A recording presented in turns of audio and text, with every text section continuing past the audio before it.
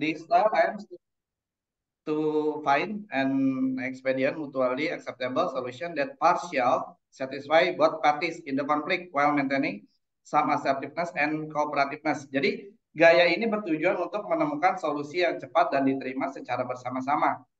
Jadi kedua belah pihak ini sepakat, tapi dalam tanda kutip di sini ada take and give. Ya udah, kita ada beda dengan accommodating ya. Kalau accommodating ini tanpa syarat, jadi kayak misalnya ya udah lu mau apa boleh, gua terima. Tapi kalau misalnya compromising style, ya udah oke, aku setuju. Dengan catatan yang ini berkurang, yang ini bertambah. Nah, poin sebelahnya atau pihak sebelahnya menerima atau tidak. Jadi ada negosiasi di situ. Nah, ini compromising style nih seperti itu. Dan yang terakhir, nah ini yang paling panas nih. Ini competing style ini adalah the who compete are assertive and uncooperative and willing to pursue one's own concern at another person expense. Jadi mereka ini berdebat atau mereka ini terlibat konflik. Jadi tegas, mereka satu sama lain mempertahankan pendapat. Jadi dalam tanda kutip di sini hanya mengejar kepentingan sendiri. Jadi mereka nggak peduli orang lain mau mau balas apa atau mereka mau ngomong apa. Jadi di sini dalam tanda kutip masing-masing pihak berdiri pada prinsipnya sendiri. Nah, ini competing style. Ada kalanya kita perlu untuk competing style. Itu kapan gitu? Competing style ini dibutuhkan ketika kita berdiri di depan jalur hukum. Jadi hukum sudah mengatur semuanya gitu. Dan ketika hukum itu sudah berjalan, maka di sini kita tinggal mengikuti regulasi yang sudah diatur oleh negara. Sebagai contoh, ketika terjadi satu tindak pidana, berarti ketika P21 sudah dilimpahkan ke kejaksaan, berarti selanjutnya kan pengadilan. Berarti ya tinggal di sini eh, adu gagasan atau bukan adu gagasan ya, adu debat antara pengacara dengan jaksa penuntut. Nah, ini mereka kan kompetisi. Dalam arti di sini siapa yang bisa dalam tanda kutip memenangkan pertandingan. Pengacara tentu berharap hukuman serendah-rendahnya untuk pengacara tersangka ya. Jaksa penuntut satu sisi berharap hukuman seberat-beratnya. Nah, ini mereka salah satu tipe yang mereka berdiri di posisinya masing-masing dan itu tentu sudah diatur oleh negara kita gitu. Jadi ada konflik manajemen style ini terjadi di dalam kehidupan sehari-hari kita. Sadar atau tidak sadar, kita mengalami semua untuk gaya manajemen konflik ini. Tinggal kita mau memilih yang mana seperti itu. Diturunin lagi. Oke. Nah, selanjutnya untuk yang tadi kita bahas, ini ada contoh untuk kurva assertiveness dan cooperativeness. Nah, kita bisa lihat kalau competing itu secara ketegasan mereka menang, tapi secara kooperatif mereka bisa dibilang ya paling tidak bisa diajak kerjasama. Kenapa? Karena dua kubu itu sudah pada pihaknya masing-masing. Tidak ada yang mau mengalah untuk satu kepentingan yang dirasa masing-masing mereka ini punya tujuan yang sama gitu. Sorry, tujuan yang berbeda.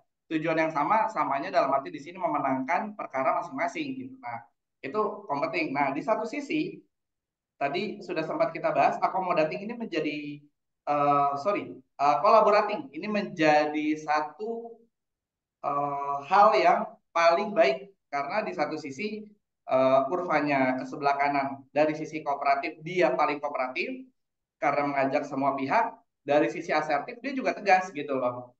Jadi satu keputusan yang tegas bisa untuk merangkul semua pihak gitu.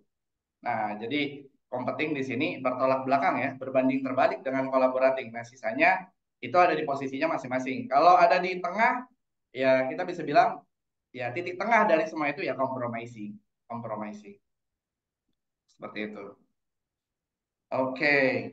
Nah, sekarang pertanyaannya gimana sih kita itu mengelola konflik? Ketika kita terlibat konflik itu pertama apa sih? Yang paling penting nomor satu, dengarkan lalu berbicara. Listen dan speak up. Jadi jangan sampai kita berbicara dulu baru mendengarkan lah. dianya aja belum clear kok. Kenapa? Nah, itu sebagian besar yang saya coba pahami, walaupun saya tidak bilang semua.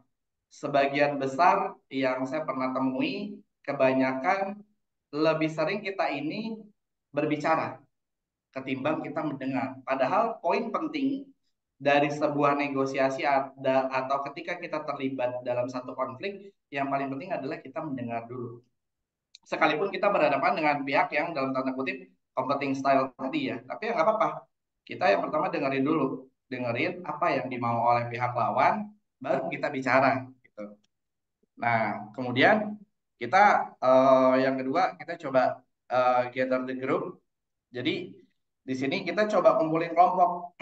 Kumpulin kelompok di sini adalah kita ingin mendengar. Setelah kita mendengar dari pihak berlawanan, kita kumpulkan dulu dari pihak kita apa yang dari pihak lawan saya mendengar seperti ini nih, apa benar gitu. Jadi kita bisa kalau di Islam kita dengar sebagai tabayun gitu. Jadi kita mencoba untuk mengklarifikasi dulu. Nah, itu tujuannya gather the group seperti itu. Jadi kita mengklarifikasi dulu apakah ini benar terjadi seperti ini sehingga ada konflik nih gitu. Nah, inilah yang eh, bisa dilakukan. Selanjutnya be impartial. Di sini impartial itu berusaha untuk tidak Salam. memihak gitu. Jadi eh, Salam. Eh, di sini be Waalaikumsalam warahmatullahi wabarakatuh. Siti Aminah, mohon maaf, di mute dulu. Masih oh, sendirian. Mohon maaf Pak Lukman, oke ada oke, apa konflik apa. sebentar. Oke oke oke Ya, internal konflik. oke, nggak apa-apa. Maafin, iya, ya. Sendirian, Bu Aminah. Oke, saya bisa izin lanjut. Apa tugas Bu Aminah? Silakan Bapak sambil kita hubungi Bu Siti. Oh iya, oke nggak apa-apa. Oke, tadi yang ketiga kita sampai be impartial ya. Kita coba untuk berada di tengah, berusaha untuk tidak memihak gitu. Tentunya posisi kita di sini sekalipun kita sebagai pihak yang dilawan, ya tapi jangan sampai kita konfrontatif untuk terburu-buru, tergesa-gesa dalam em, apa ya, dalam tanda kutip di sini konfrontatif terhadap lawan. Nah, ini yang kita coba hindari. Yang keempat, do not postpone conflict resolution. Nah, ini yang paling penting. Nah, ini kadang Kita sebagian orang gelar dulu ya ini. Nggak lama ditungguin Habibie. Waduh, Izin anak-anak Bu di Fitri, luar. mungkin yang host Di bisa di parkiran. mute. Ibu Fitri host ya. Gimana tadi? Oke, oke. Oke, di mana? Di rumah? Sedang di rumah sakit beliau itu. Iya. oh ya udah nggak apa-apa. Oke, baik Bu. Pak, sudah. Sudah. Saya Sudah. izin Saya lanjut. malah nggak sadar jadi host. Nggak apa-apa. Saya izin lanjut boleh, Ibu, Bapak. Silahkan. Silakan Bapak Silahkan, Pak. Lukman. Selanjutnya kita setelah kita coba untuk objektif, tidak memihak, berusaha untuk tidak memihak, yang keempat kita jangan menunda untuk resolusi sebuah konflik. Jangan sampai. Kenapa kita nggak bisa menunda? Karena ya sama seperti kebakaran, api akan menyambar kemana-mana. Jangan sampai hal yang kita anggap itu bagian dari resolusi itu kita tunda karena kita masih terlalu banyak pertimbangan yang lain gitu. Tapi waktu untuk menentukan konflik resolution itu juga perlu. Dalam arti di sini misalnya hari ini kita terlibat konflik, tapi tidak hari ini juga kita selesaikan gitu. Kalau misalnya memang kita perlu waktu seperti tadi gather the group, be impartial, itu memang ada kalanya kita perlu waktu. Tapi yang paling penting di sini adalah take your time, tapi jangan terlalu lama. But don't take it too long. Itu yang paling penting di situ. Nah, kemudian di sini tekniknya salah satu yang kelima adalah kita lebih mengutamakan untuk kerja tim. Kenapa kerja tim? Kerja tim di sini pentingnya adalah kembali ke nomor satu, listen. Jadi kenapa kita perlu orang banyak? Karena di sini kita perlu untuk melihat sudut pandang orang lain. konflik yang saya maksud di sini konflik yang bersifat lebih ke organisasi, seperti mungkin pendidikan, di kantor, atau dimanapun yang sifatnya resmi ya. Kalau yang tidak resmi ya ini agak bahaya. Jangan sampai nanti kita ngumpulin orang buat gebukin orang yang nggak sepaham sama kita. Nah itu jangan. Itu jangan. Jadi, oh promote teamwork nih, berarti saya harus ngumpulin orang nih. Bisa nih saya hajar orang yang nggak suka sama saya. Nggak gitu. Di sini teamwork yang dimaksud itu adalah bagaimana kita lebih mengedepankan kerjasama untuk menyelesaikan konflik yang dianggap mengatasnamakan satu institusi atau organisasi seperti itu. Jadi itu gunanya teamwork yang tadi sudah sempat saya singgung juga, bagaimana kita mendengar, itu yang paling penting. Nomor 6. Nomor 6 ini menurut saya adalah nomor 6 dan 7 ini adalah poin utama setelah nomor 1.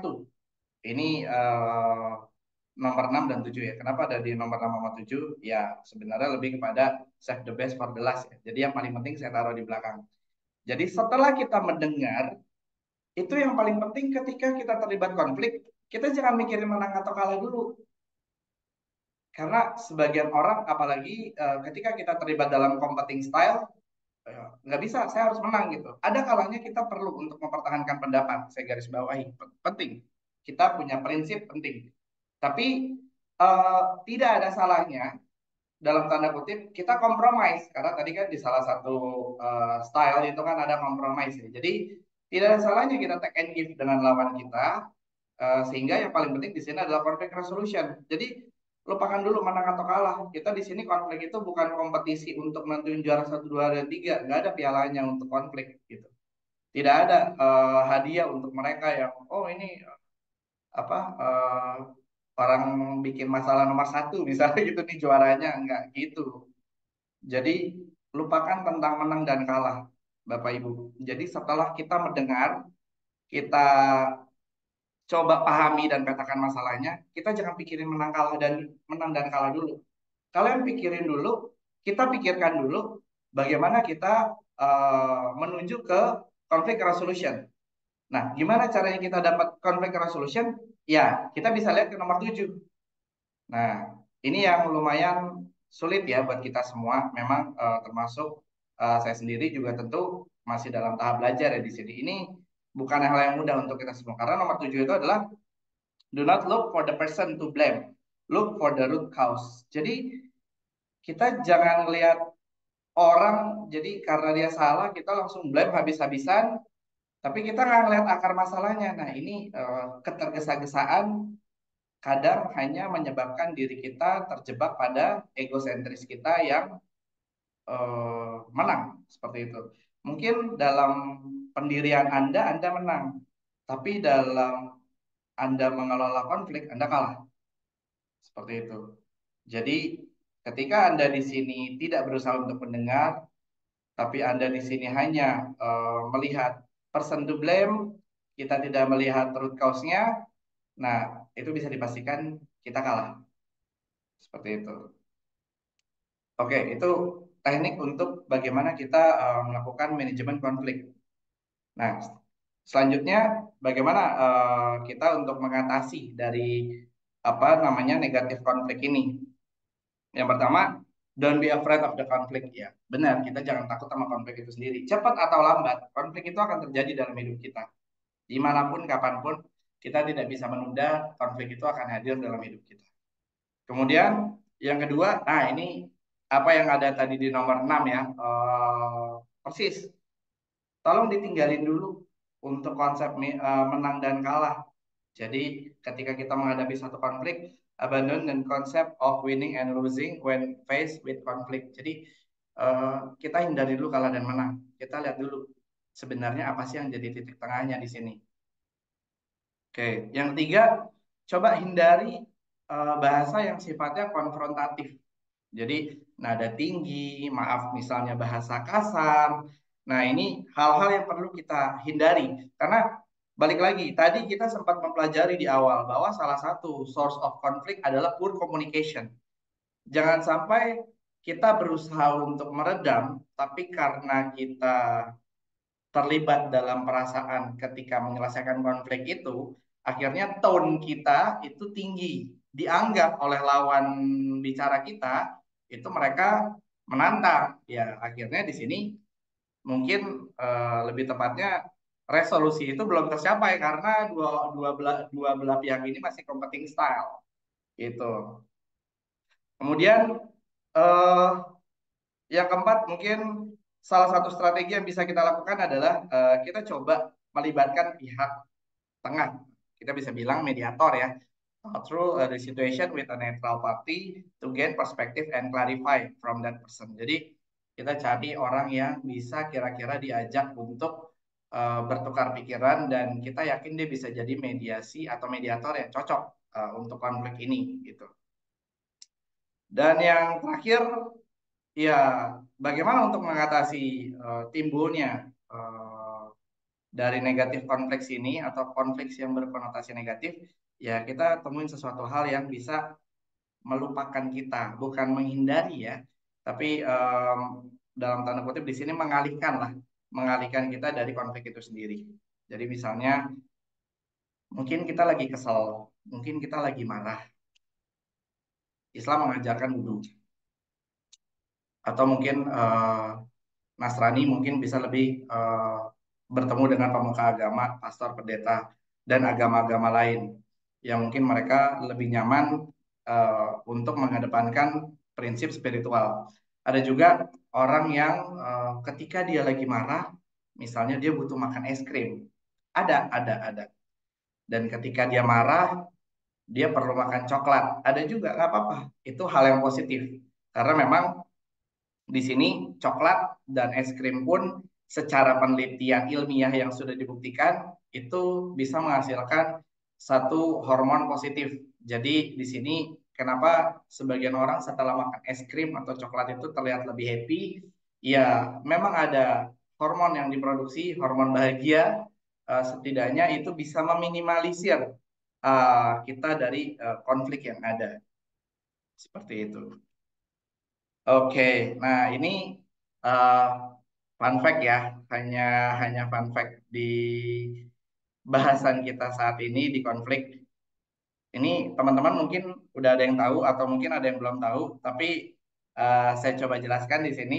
Jadi kalau misalnya bunglon itu mereka ketika konflik itu a conflict between chameleon is more likely to be initiated and won by the one with the brighter stripes. Jadi uh, mereka itu bisa konflik kalau misalnya ada yang memiliki garis-garis yang lebih cerah. Nah, coba teman-teman lihat dari kiri sama kanan mana yang lebih cerah.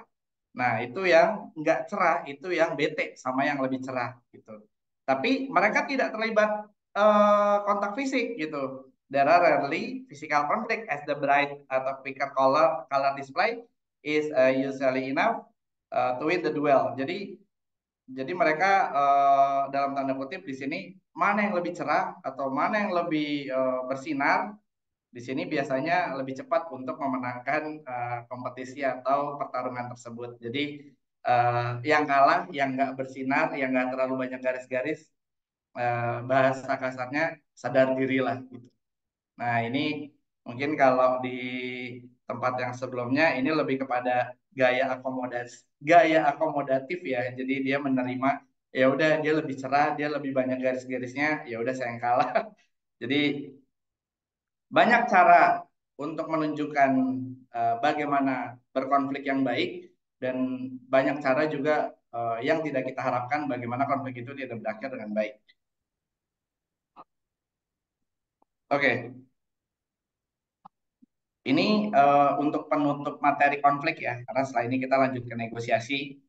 Konflik itu normal dan bukan satu hal yang patut ditakuti. Kembali lagi, don't be afraid for konflik. Jadi jangan sampai kita khawatir atau kita parno ketika ada konflik. Konflik itu ada untuk dihadapi. Kalau kita stres, wajar, nggak apa-apa. Kita stres, kita gelisah, kita butuh waktu untuk mengelola konflik, wajar, nggak apa-apa. Setiap orang punya waktunya masing-masing. Kalau saya pernah diskusi dengan salah seorang psikiatri yang kenal dengan saya, itu dia menyampaikan setiap orang itu ada batasnya gitu. Dan setiap batasan itu ditembus, orang itu akan bereaksi. Begitu pula dengan konflik. Setiap orang ada batasannya. Mungkin untuk perlakuan yang sama, dua orang bisa menimbulkan reaksi yang berbeda. Bisa aja A lebih sensitif daripada B ketika dihadapkan pada satu situasi yang sama. Padahal situasinya sama. Tapi kita nggak boleh bilang dalam tanda kutip, ah lebay lu, baru gitu aja, gue dulu. Nah, balik lagi. Ini bukan satu hal yang harus dibandingkan satu sama lain. Konflik terjadi karena alamiah dan bagaimana kita menghadapinya, itu setiap orang punya caranya masing-masing. Jadi ini tidak untuk dikompetisikan kecuali yang saya sampaikan tadi. Memang ada mekanisme yang mengatur untuk mereka berkompetisi. Seperti tadi di pengadilan. Seperti itu. Oke, itu untuk yang pertama ya. Yang kedua, mungkin sebelum saya lanjut ke negosiasi, ada yang mau ditanyakan dulu? Baik, Pak Baik, luar Lukman. biasa sekali. Bisa teman-teman nih, kalau misalkan ada yang mau ditanyakan terkait materi dari konflik manajemen tadi yang sudah dijelaskan sangat panjang lebar, dan ternyata manajemen konflik itu ada banyak sekali penyebab-penyebabnya, kemudian step-step kita untuk menyelesaikannya itu sudah tadi dijelaskan. Wah, terima kasih banyak Pak Lukman. Teman-teman mungkin ada yang ingin tanyakan, dipersilahkan. Izin bertanya boleh Bu Rina, Boleh banget, Pak Lisir, Lukman. silahkan. Silakan. Pak Lukman, salam kenal. Oke, di sini saya akan bertanya ya. Tadi kan udah dijelasin panjang lebar tentang negosiasi, tentang konflik gitu ya. Di dunia saya juga kerja di perusahaan ya. Contoh sekarang di tahun berapa ya itu kan ada tentang disabilitas gitu ya. Itu kalau di dunia kerja tentang disabilitas kayak tunarungu, tunawicara atau tuna yang lainnya itu gimana cara menangani konfliknya? Biasanya kan mereka lebih ke non verbal ya, apa verbal gitu ya. Kalau komunikasinya gitu. Terus cara negosiasi tentang mereka, terus aturan di perusahaan itu seperti apa, perilakunya seperti apa gitu. Kalau tentang negosiasi pasti tentang komunikasi kan ya. Terus saya ada dua pertanyaan nih. Kalau di era digital itu kan sekarang ada namanya artificial intelligence, kecerdasan manusia gitu ya, kecerdasan. eh itu gimana nih di era digital cara komunikasi atau negosiasinya terus menangani konfliknya itu gimana gitu Pak? Terima kasih Pak. Baik, Pak Lukman bisa langsung dijawab.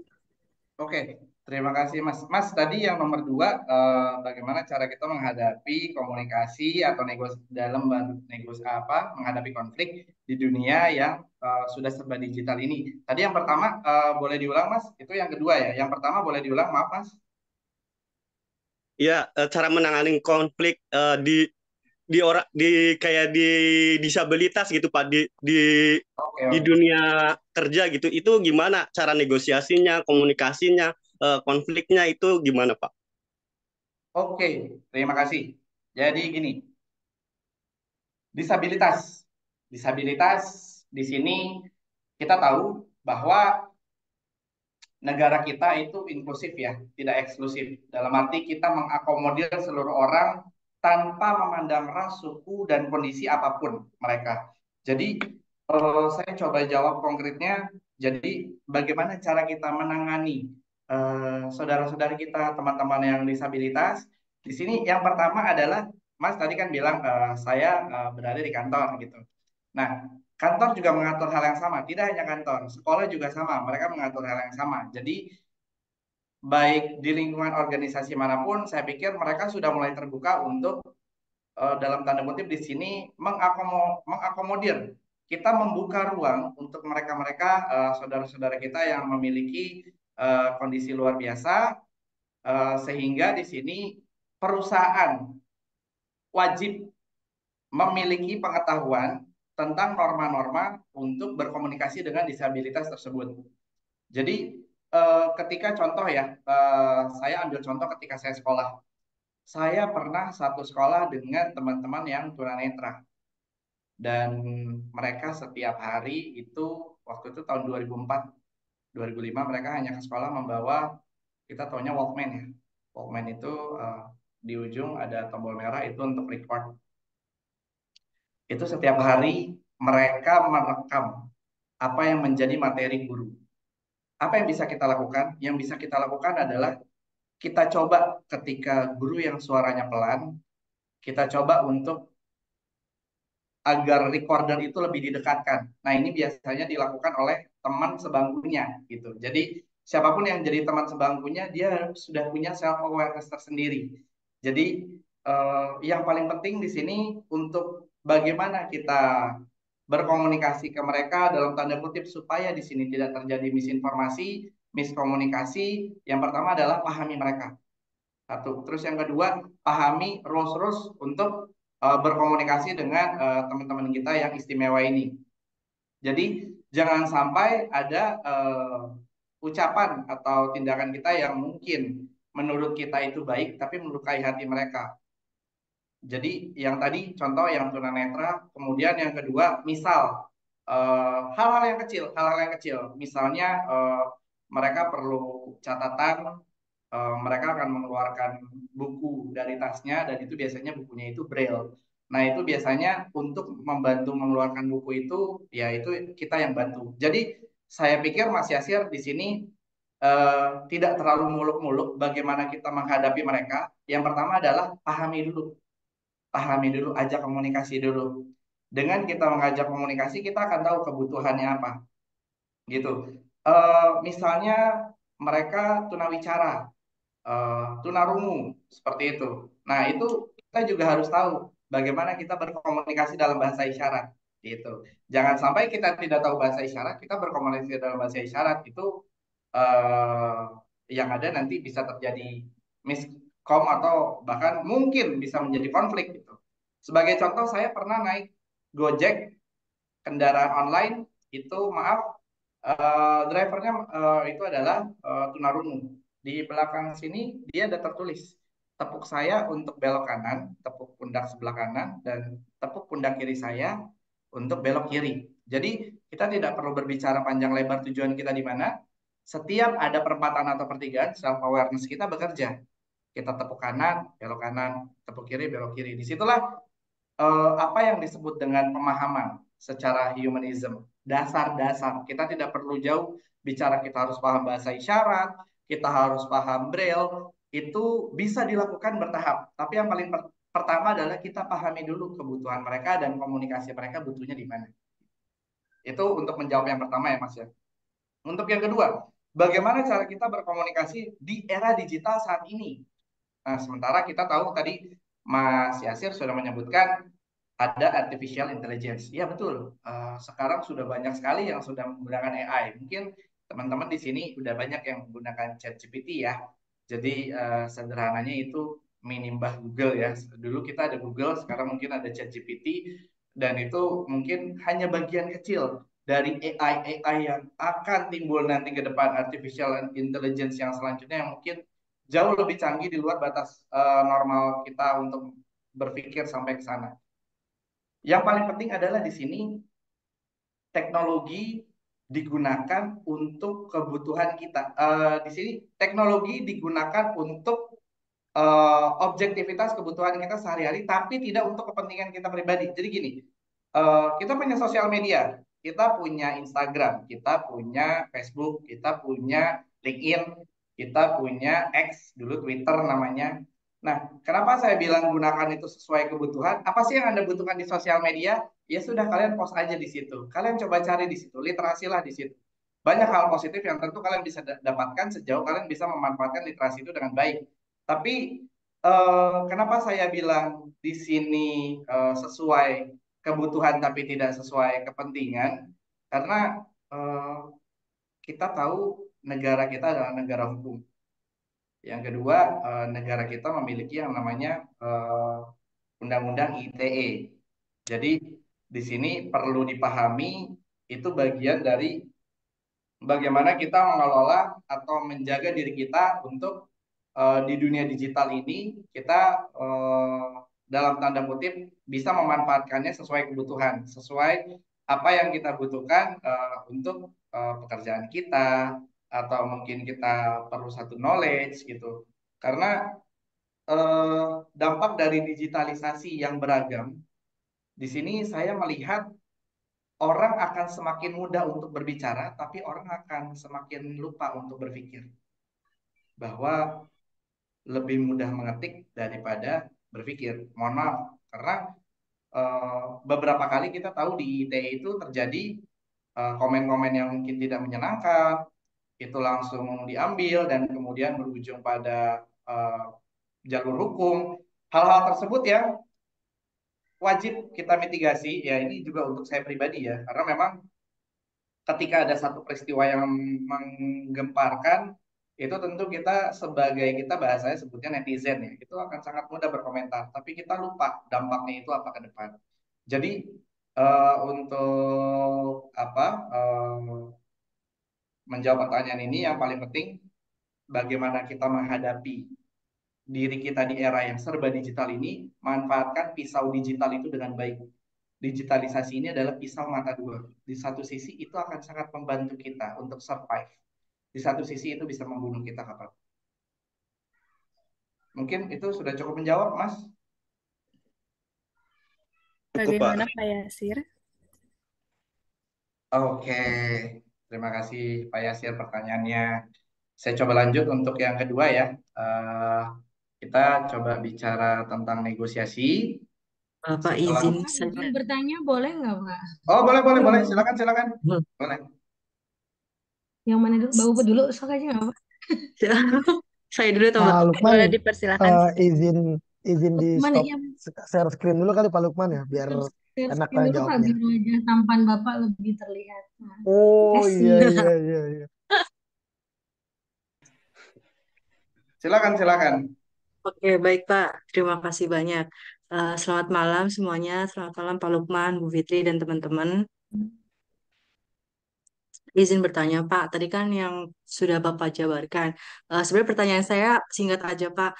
Apa namanya? Gimana itu manajemen konflik itu dapat meningkatkan produktivitas kerja? Jadi apa korelasinya antara manajemen konflik dengan produktivitas kerja? Terima kasih Pak. Oke, pertanyaan yang sangat baik. Saya coba jawab ya, Iya Pak. Pak Puput. Oke, jadi gini, eh, bagaimana korelasi antara manajemen konflik itu untuk meningkatkan produktivitas dalam bekerja, betul ya?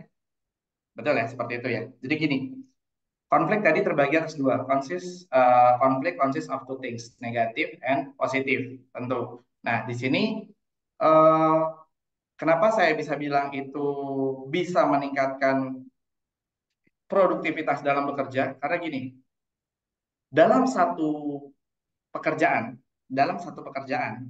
itu kita tentu tidak lepas dari yang namanya beban kerja, tidak lepas dari yang namanya job desk, tidak lepas dari yang namanya deadline, target. Ya sama, ketika teman-teman kuliah di sini, kita juga banyak ya, ada deadline, ada tugas, hal-hal yang perlu kita lakukan untuk memenuhi target. Masing-masing institusi, organisasi tentu punya yang namanya target.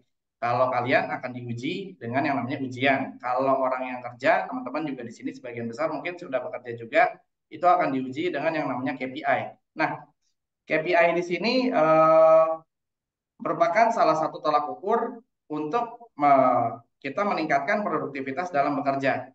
Nah, apa korelasinya antara konflik dengan produktivitas pekerja? Jawabannya adalah antara konflik itu sendiri dan selanjutnya itu dilanjutkan dengan sesi coaching. Jadi gini, Mbak Puput, misalnya ada satu karyawan dengan karyawan yang lainnya itu terlibat konflik untuk satu item KPI.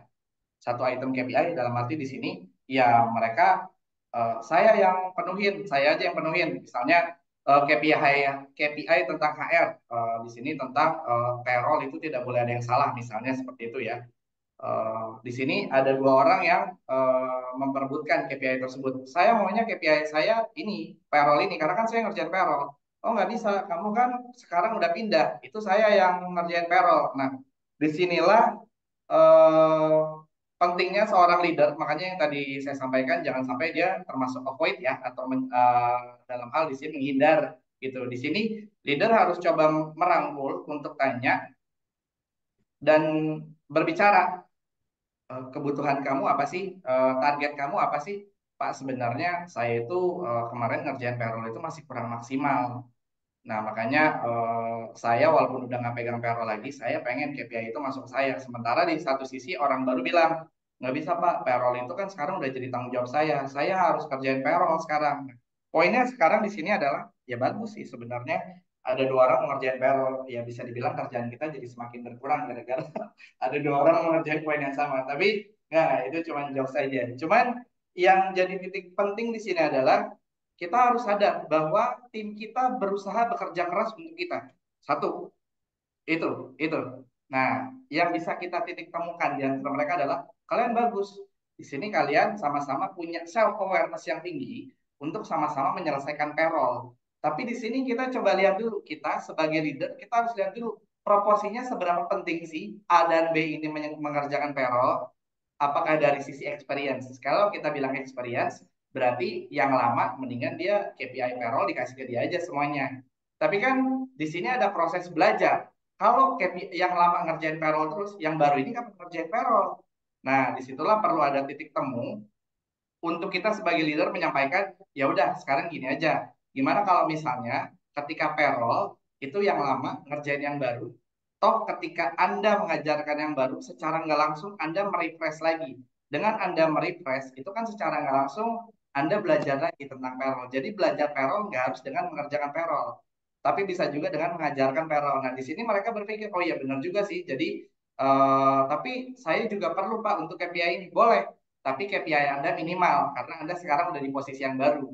Jadi jangan sampai dalam tanda kutip kita mengakomodir semua keinginan, akhirnya kita yang babak belur sendiri gitu, Mbak Puput. Di sini kita harus clear bahwa konflik itu bisa terjadi, tapi bagaimana kita memanage itu, gitu sih Mbak Puput. Jadi kita lihat kebutuhannya. Kalau di sini KPI payroll untuk jangka panjang, ya yang baru itu harus dikasih payroll, dia harus dikasih target gitu. Karena walaupun dia masih baru, tapi dia apa namanya dipercaya untuk pegang payroll, makanya itu dikasih KPI. Nah, yang lama dia tetap kerjain payroll, tapi bagaimana cara dia mengajarkan orang yang baru ini tingkat keberhasilannya itu akan masuk sebagai KPI dia gitu. Jadi kan dua-duanya jadi semangat. Oh ya udah, gue semangat ngajarin dia biar KPI gue dapat nih payroll di sini. Nah yang pertama, wah gue harus serius nih diajarin sama dia biar dalam tanda kutip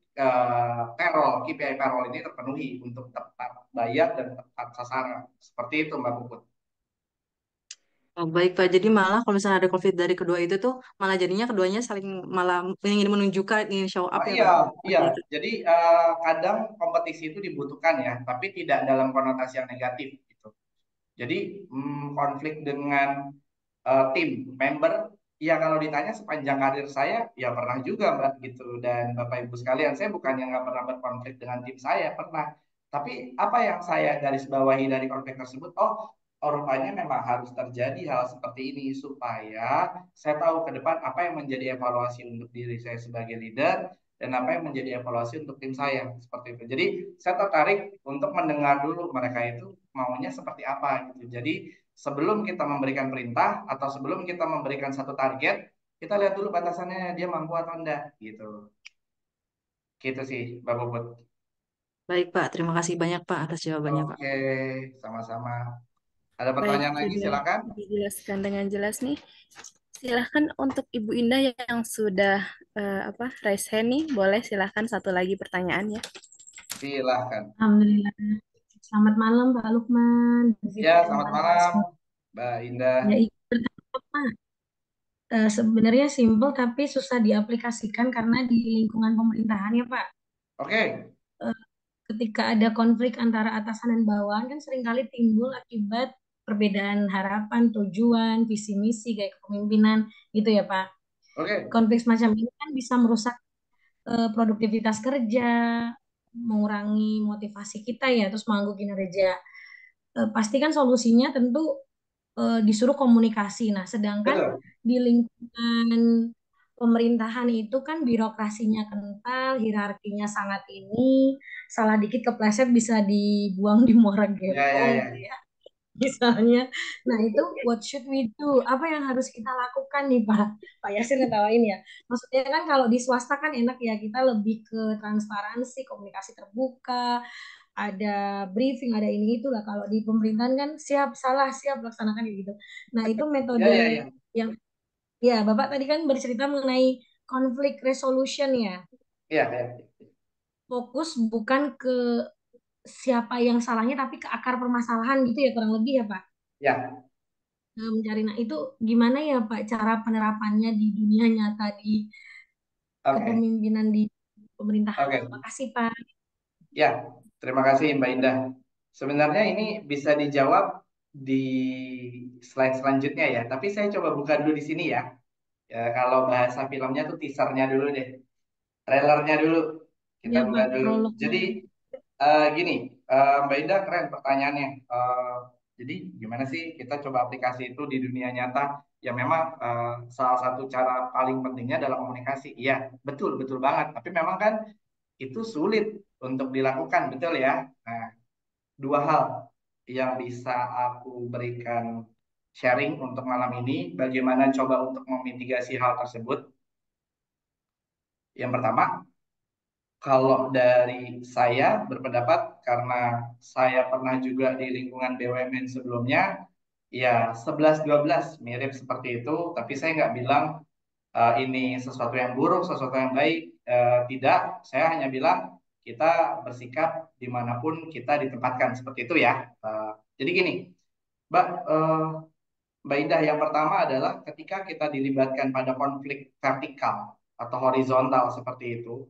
Kalau horizontal itu nanti ya saya jawab selanjutnya. Tapi ini kita bicara vertikal dulu. Vertikal adalah kita tahu bahwa kita semua nggak ada yang bisa lepas dari yang namanya eh, kepentingan pribadi. Kalau di awal tadi saya sempat bahas personal taste. Jadi ya memang dari awal orangnya udah nggak suka sama kita. Jadi mau digimanain, mau sampai jungkir balik, kita juga tetap salah gitu loh. Nah cuman gini Mbak, ada orang yang dalam tanda kutip di sini kerja, ambil uangnya, pulang, ya udah lupain. Ada orang yang seperti itu. Tapi saya nggak bilang Mbak untuk seperti itu ya. Tapi lebih tepatnya untuk mengimplementasikan bagaimana untuk hubungan Mbak tetap terjaga dengan atasan. Yang pertama adalah Mbak siap coba bicara dengan atasan untuk masalah trade off.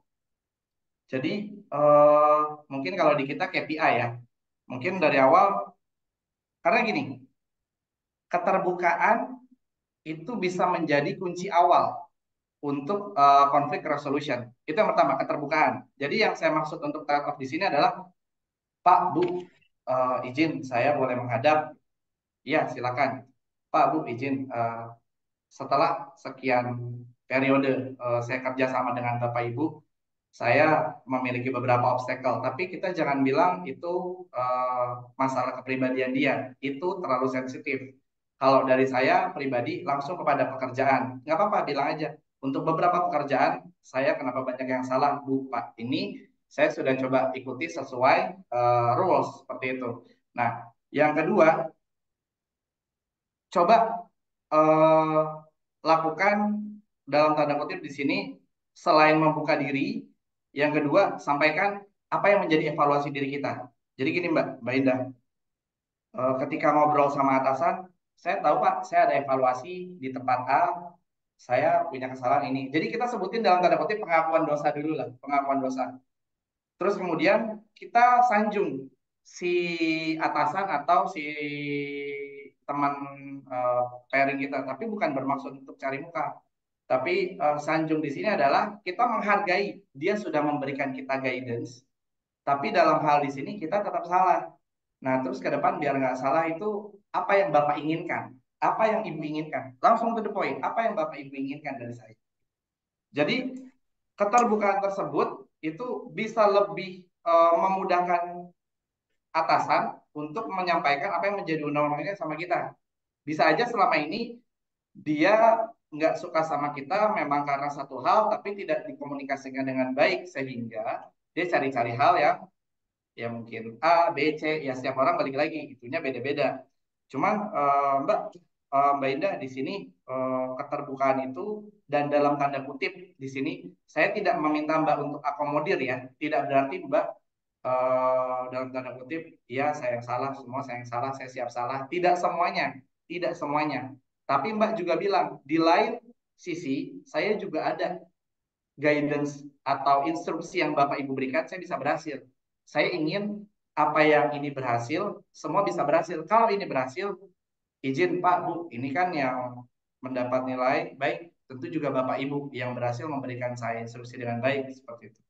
Jadi, konotasinya di sini adalah Mbak sampaikan apa yang menjadi keluhan Mbak selama ini, tapi di trade off juga dengan Mbak udah pernah berhasil juga dari arahan dia. Jadi dalam tanda kutip Mbak nggak nyalahin dia, Mbak nggak blaming dia secara utuh. Kenapa sih Bapak apa-apa salahnya saya mulu, apa-apa Ibu salahnya saya mulu. Tapi lebih kepada saya memang ada beberapa salah Pak. Mbak sebutin, mungkin lebih banyak salahnya kita sebutin nggak apa-apa. Misalnya 3 atau 2. Tapi kita sebutin satu hal yang kita itu nggak salah dan kita berhasil. Nah disitulah jadi trade off dan itu jadi peluang. Ya saya ingin semua yang menjadi pekerjaan kita di sini dan berusaha untuk tidak menyebutkan saya, tapi kami. Jadi Mbak di sini berdiri tidak atas nama masalah personal, tapi Mbak berdiri atas nama departemen atau fungsi. Sehingga di sini atasan akan berpikir, oh berarti ini anak nggak terlalu personal. Jadi tone kemudian trade off-nya itu benar-benar harus dijaga dari awal gitu sih. Jadi Mbak memetakan apa yang menjadi kelemahan Mbak dan apa yang jadi kelebihan Mbak dan apa yang menjadi kelemahan dan kelebihan dari si lawan bicara. Nah, Mbak tahu nggak dalam tanda kutip di sini, aku yakin Mbak tahu apa yang menjadi kelemahan bukan kelemahan ya, apa yang membuat orang itu mudah luluh atasan Mbak atau teman Mbak itu. Nah, itu kan bisa kita manfaatkan di situ. Dalam hal di sini tidak untuk mengambil hati, tapi lebih pada conflict resolution. Kedepannya kita bicara pekerjaan gitu. Seperti itu sih, Mbak Indah. Baik, Mbak Indah, Siap, bagaimana? sangat memuaskan Pak. Eh, apa wejangannya? Terima kasih. Sama-sama Mbak Indah. Tetap semangat ya Mbak ya. Jadi Izin Pak. di lingkungan manapun, instansi apapun, perusahaan swasta, BUMN, PNS, semua ada dinamikanya masing-masing. Saya nggak bilang ini paling enak, ini paling nggak enak. Kita semua ada dinamikanya. Tapi yang dialami Mbak Indah memang bukan hal yang mudah. Bukan. Saya pun juga bilang, saya juga nggak bilang, ah itu nggak ada apa-apanya Mbak. Oh enggak. Itu yang dialami banyak orang di institusi atau organisasi yang menuntut mereka untuk performa lebih di satu sisi.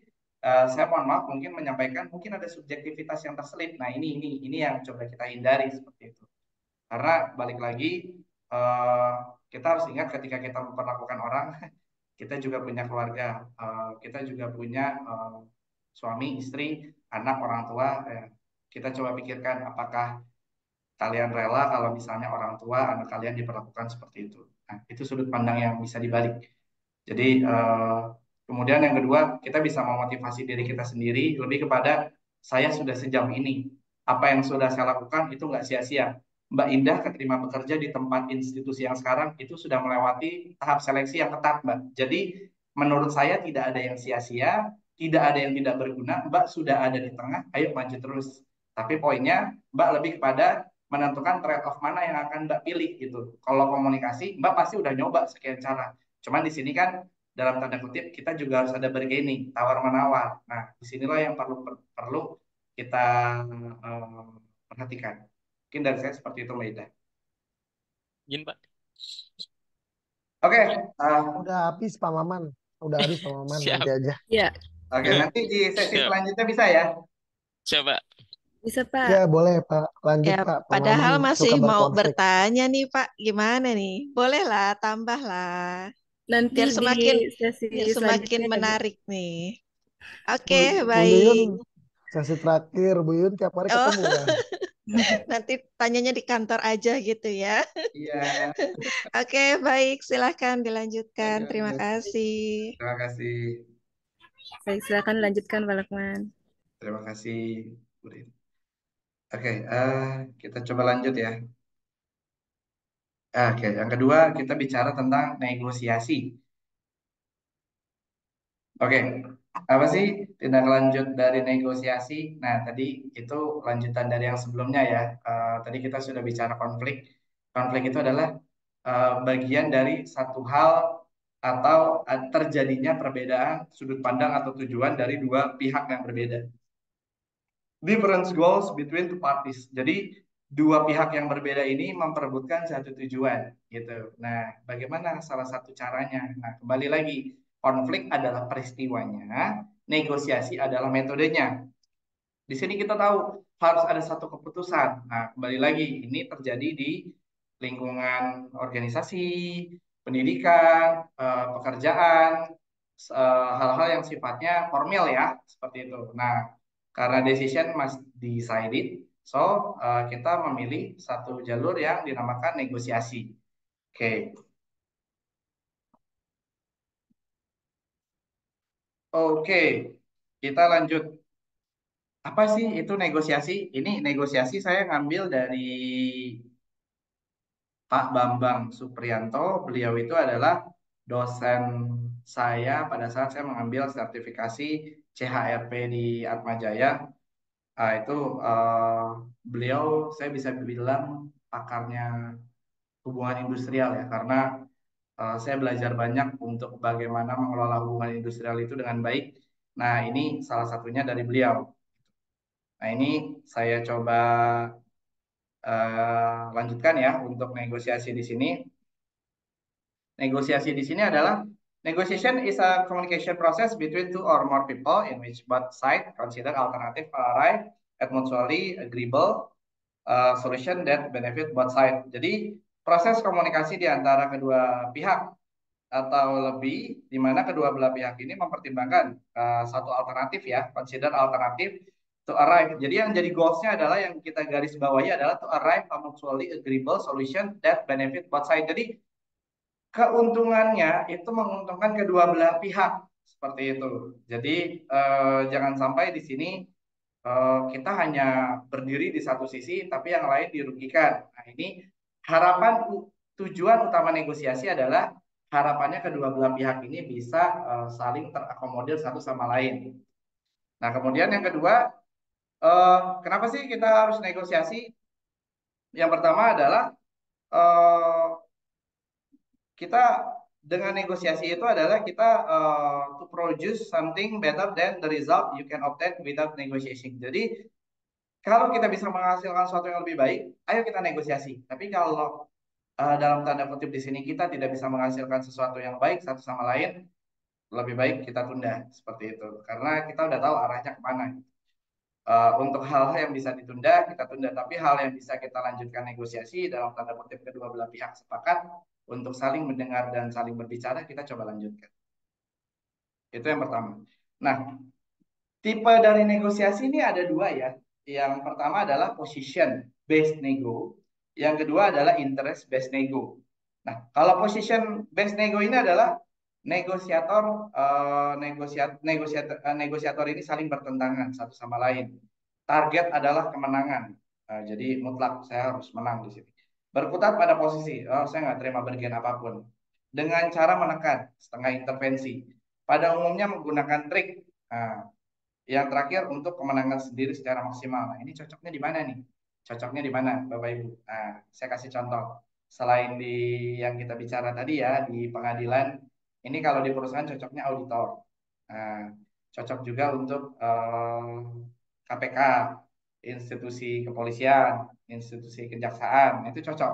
Karena di sini target adalah kemenangan. Buat mereka adalah yang bisa kita tangkap sebanyak-banyaknya koruptor ya itu adalah goals kita itu buat KPK dan kalau di internal audit di perusahaan sebagai internal auditor atau external auditor sebagai auditor dia pasti memiliki banyak trik ya untuk membuat satu orang itu dia bisa tertekan dan akhirnya mengakui gitu ya tidak disalahkan juga karena memang sudah posisi dia gitu dan beberapa orang menggunakan position based nego ini untuk mendapat tujuan dari negosiasi. Salah atau enggak? Enggak salah. Karena dia punya tujuan sendiri. Karena kan kembali lagi, ini kan type of negotiation gitu. Bukan wrong and right negotiation. Jadi Saya tidak bilang negosiasi yang benar dan salah, tapi saya bilang jenis-jenis atau tipe-tipe negosiasi. Nah, yang kedua adalah interest based nego. Kalau interest based nego adalah negosiator bersama-sama mengusahakan solusi. Yang kedua, target adalah kesepakatan yang bijak. Fokus pada interest atau kepentingan. Gunakan justifikasi atau data. Kemudian terbuka menyampaikan pendapat. Nah, di sini kita pakai fair principle. Nah, yang terakhir adalah mencapainya win-win solution. Ini yang paling mahal. Paling mahal di sini adalah win-win solution. Ya, kita tahu tidak setiap negosiasi menghasilkan win-win solution. Tapi bagaimana caranya ketika kita terlibat dalam negosiasi, kita bisa mengupayakan satu win-win solution. Nah, gimana caranya kita siapin negosiasi sih? Yang pertama adalah Bapak Ibu tentukan dulu bargaining objektifnya gimana. Jadi, misal saya mau melamar kerja di PTA. Di PTA ini, oh ini BUMN Bonafit nih. Berarti gajinya kurang lebih segini nih. Bapak Ibu riset dulu, ada namanya data namanya salary survey. Kami di HC biasa menggunakan itu sebagai middle trap atau middle line untuk menentukan batas dari kepantasan salary dalam satu perusahaan. Itu datanya juga umum, Bapak Ibu bisa googling atau bisa dapatkan dimanapun. Salary survei ini bisa menentukan kita negosiasi di angka berapa. Jadi jangan sampai ketika kita negosiasi di satu perusahaan, itu kita nggak tahu perusahaannya ini level grade-nya apa satu. Terus yang kedua kita nggak tahu jabatan ini gajinya berapa. Jadi yang harus dilihat adalah position and company's grade. Jadi grade perusahaan itu ada di level berapa. Kemudian yang kedua range untuk di posisi itu ada di berapa. Jadi kalau kalian yang mau interview, mau nego gaji, dan nego gaji itu ada waktunya ya, jangan sampai dalam tanda kutip kalian baru diajak interview udah nanya gaji. Ya, mohon maaf, hal itu sebagian besar saya pernah terima. Tapi saya lebih memilih untuk mendiamkan karena itu bukan hal yang etik untuk ditanyakan di awal. Negosiasi gaji itu ada waktunya pada saat ditanyakan gitu. Jadi akan lebih baik kita menjelaskan saat itu ditanyakan. Pun kalau misalnya tidak ditanya, itu boleh kita bertanya ketika kita diberikan kesempatan untuk bertanya pada saat sesi interview. Biasanya ada di ujung. Itu silakan Bapak Ibu. Nah, itu kita tahu. Jadi misalnya, oh saya ngelamar di BUMN PTA nih, oke banget nih. Oh, untuk jabatan senior staff, ini kayaknya, saya udah lihat nih setelah disurvei, rata-rata gajinya di situ 8 juta. 8 juta berarti Anda harus lihat dulu diri Anda. Anda punya experience atau Anda punya nilai lebih. Kita sebagai HC menilai orang itu dari dua. Bisa melihat dari pengalaman, bisa melihat dari pendidikan. Pendidikan itu penting, tapi bukan segalanya. Pengalaman itu juga penting, tapi bukan segalanya. Jadi dua hal ini kita kombinasikan untuk mendapatkan kandidat yang fit seperti itu. Jadi kita lihat, oh kita punya pengalaman ini, coba saya compare seperti itu. Nanti saya coba bergen pada saat saya interview. Harusnya kalau dengan gaji 8 juta, harusnya saya bisa nih dapat gaji 8,5 juta. Nah itu jadikan sebagai targeted line. Top line-nya saya pede dengan kemampuan yang saya miliki, saya bisa di angka 10 juta gitu. Tapi kalau bottom line setelah kita lihat salary survey, kita juga harus tahu, kita harus menentukan bottom line kita di angka berapa gitu. Oh, pasarnya 8 juta, saya maunya 8,5 juta. Topnya 10 juta, rendahnya berapa? Ya mungkin di 7 juta atau 6,5. Nah, itu Anda harus set target tuh di awal. Jadi ketika nanti interviewer kadang suka nanya, Anda kenapa bisa yakin bisa define angka segitu? Nah, Anda bisa bilang, saya membaca perusahaan ini itu sudah established sejak tahun segini. Pendapat saya pribadi, untuk kurun waktu sekian, itu udah perusahaan Bapak yang Bapak Ibu pimpin, itu tentu termasuk satu perusahaan yang established. Sehingga saya punya kepercayaan diri, Bapak Ibu mampu untuk mengakomodir angka yang Bapak Ibu tanyakan kepada saya untuk negosiasi gaji. Di samping itu, saya juga melihat market untuk salary survey di industri ini ada di range ini dengan segini. Sehingga dengan kemampuan yang saya miliki, saya percaya diri untuk mendefine angka tersebut. Dan baiknya, ketika Anda negosiasi, sampaikan is it negotiable or not. Ya, sampaikan kalian still negotiable. Jadi kalian membuka ruang untuk negosiasi. Jangan sampai berapa gaji yang Anda inginkan, 10 juta. Negosiasi nggak? Enggak ya. HR juga kabur digituin. Jadi apa ya? Kita tahu ada kandidat-kandidat yang istimewa, tapi kembali lagi, saya di awal sudah sempat menyampaikan adab di atas ilmu. Ilmu itu penting, tapi adab adalah segalanya. Jadi jangan sampai kita di sini kita punya kepercayaan diri, kemampuan kita baik, tapi jangan sampai itu membukakan kita untuk kita overconfidence, karena itu yang bisa mencelakakan kita juga. Yang kedua, assessment of opposite. Nah, ini kita harus lihat dulu lawan bicara kita tuh siapa gitu. Misalnya saya negosiasi dengan serikat pekerja. Nah, ini ketua serikat pekerja itu rata-rata orangnya tegas. Tegas sekali. Dan yang kedua, mereka juga bukan orang yang gampang dalam tanda kutip diajak diskusi. Pasti mereka juga perlu diajak satu dua trade off baru mereka setuju. Nggak bisa kayak dalam tanda kutip kita langsung, mereka langsung setuju nggak. Pasti ada trade offnya dulu beberapa. Nah, kita harus tahu kelemahan mereka itu apa gitu. Dan kita harus tanya, mungkin tadi sempat dibahas di konflik, kalau Bapak Ibu ingat, salah satunya adalah kita membuat satu kelompok ketika kita memetakan satu konflik. Nah, itu gunanya kita memetakan satu kelompok, kita bisa tahu argumentasi apa yang biasa dia sampaikan pada saat negosiasi hal-hal seperti ini. Oh, ini serikat pekerja ketemu sama kita, pasti yang dibahas gaji nih Pak. Dia pasti mintanya 50% setiap tahun gajinya. Ya yang jelas perusahaan mana yang mampu 50% naik setiap tahun gitu ya. Jadi kayak oh ya udah trade off-nya biasanya dia berapa ya, ujung-ujungnya setelah itu ya paling 5-7%. Nah, disitulah kita tahu oh ini orang sebenarnya lebih kepada gertak sambal tipikalnya. Jadi dia masih angka tinggi ya, tapi sebenarnya itu negosiasi sampai yang terakhir orangnya masih negotiable. Nah, yang terakhir objektif ya, kita fokus objek yang akan kita bahas dari sisi dia itu seperti apa. Kalau dia serikat pekerja ya kita harus tahu serikat pekerja itu biasanya nyampein apa aja sih ke kita. Nah, yang terakhir kita self assessment. Di kita ya kita juga harus assess diri kita. Kita harus tahu kekuatan kelemahan kita. Kita sebagai pihak perusahaan ketika kita negosiasi dengan serikat pekerja, kita harus tahu dulu oh kelebihan perusahaan kita ini, kelemahannya ini. Nah, itu simpan itu atas nama HC karena tentu HC yang akan berdiskusi dengan serikat pekerja. HC didampingi dengan BOD biasanya gitu. Kita akan sampaikan dulu ke BOD, Pak, ini kemampuan kita, ini kelemahan kita, ini data-data kita setahun 2 tahun terakhir naiknya sekian. Biasanya permintaan serikat pekerja itu 3 poin ini. Nah, tahun ini mana yang mau diakomodir Pak Bu. Jadi di awal kita udah punya senjata gitu. Jadi prepare itu adalah 360 derajat. Saya bisa sampaikan Bapak Ibu. 360 derajat atas bawah, kiri kanan depan belakang. Ibaratnya semua hal itu kita harus coba bedah dulu sebelum kita negosiasi. Apalagi hal-hal yang penting. Contoh seperti yang tadi ya, kita mau diskusi mau melamar kerja.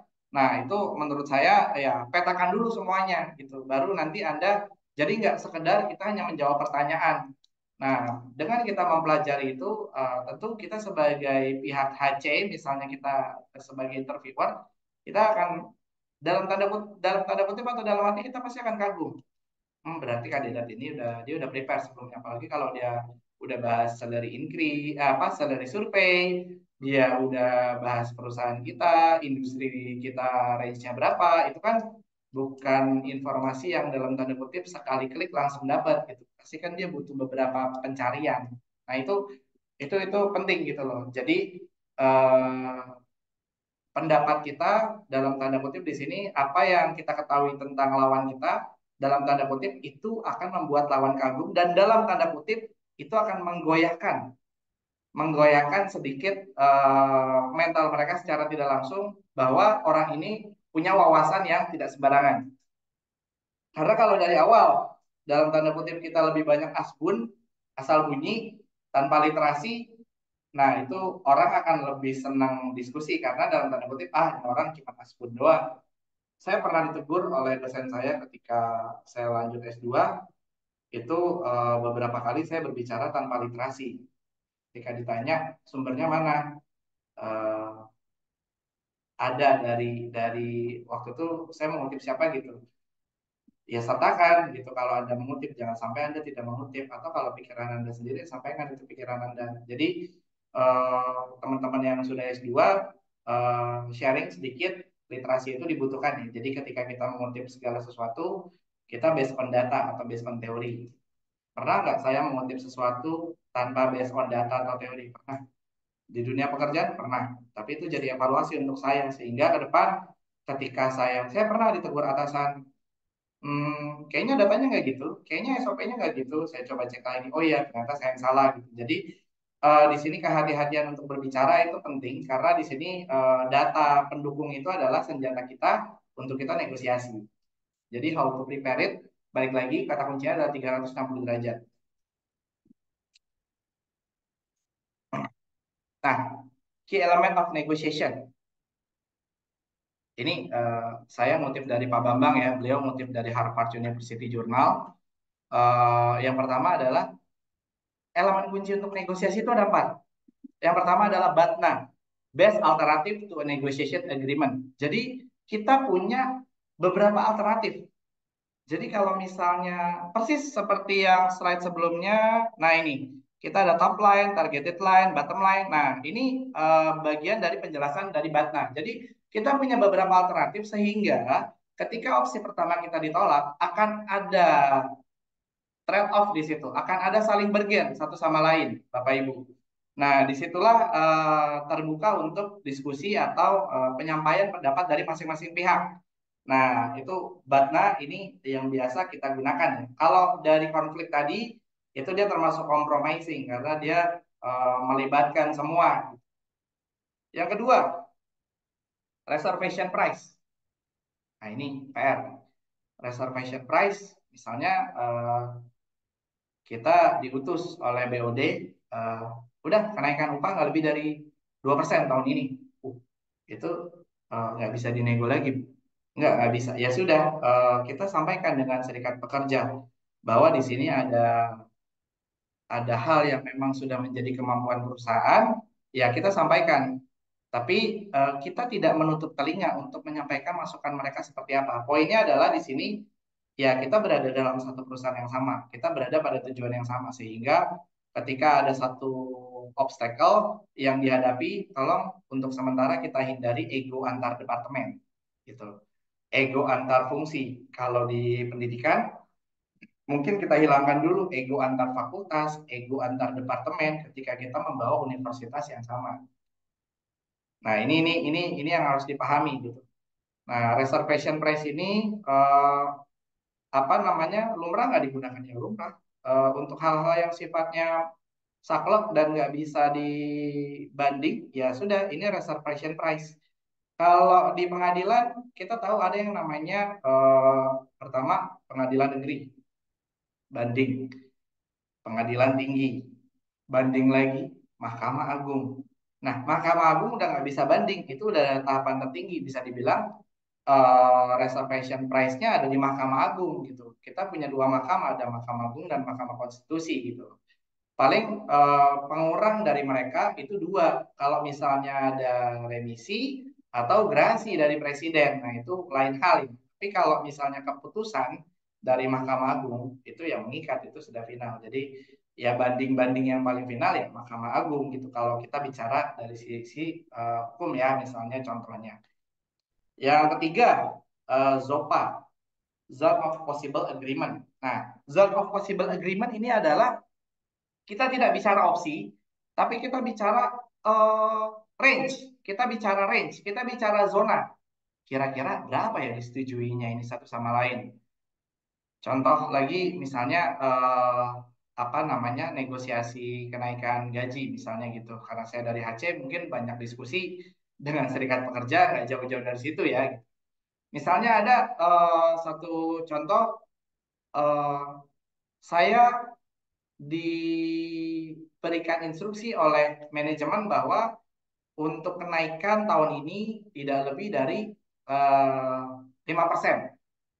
Nah, saya akan sampaikan ke serikat pekerja itu bukan 5%, tapi saya bilangnya 3%. Supaya di situ ada zone of possible agreement. saya melihat ada ruang, ada zona untuk kita diskusi. Serikat pekerja maunya 10%. Nah, 10% sama 3% kan kejauhan ya. Nah, disinilah kita coba membahas zona kita masing-masing. Pak, kita tahu Bapak tentu membutuhkan yang namanya inflasi. Setiap tahun itu kita ada yang namanya inflasi. Inflasi itu rata-rata setiap tahun 2-3% untuk skala nasional ya.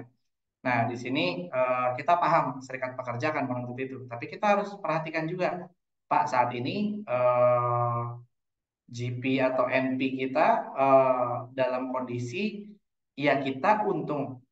Jangan bilang rugi. Kalau memang faktanya untung, kita bilang untung juga ke serikat pekerja. Tapi di bawah target jauh. Katakan tahun lalu kita untung 100 miliar. Tahun ini kita masih untung, tapi 50 miliar. Nah, sementara tahun depan kita ada banyak investasi. Bapak sebagai pelaksana dan penanggung jawab dari proyek ini, Bapak terganggu untuk alokasi budget yang kita alokasikan untuk ini.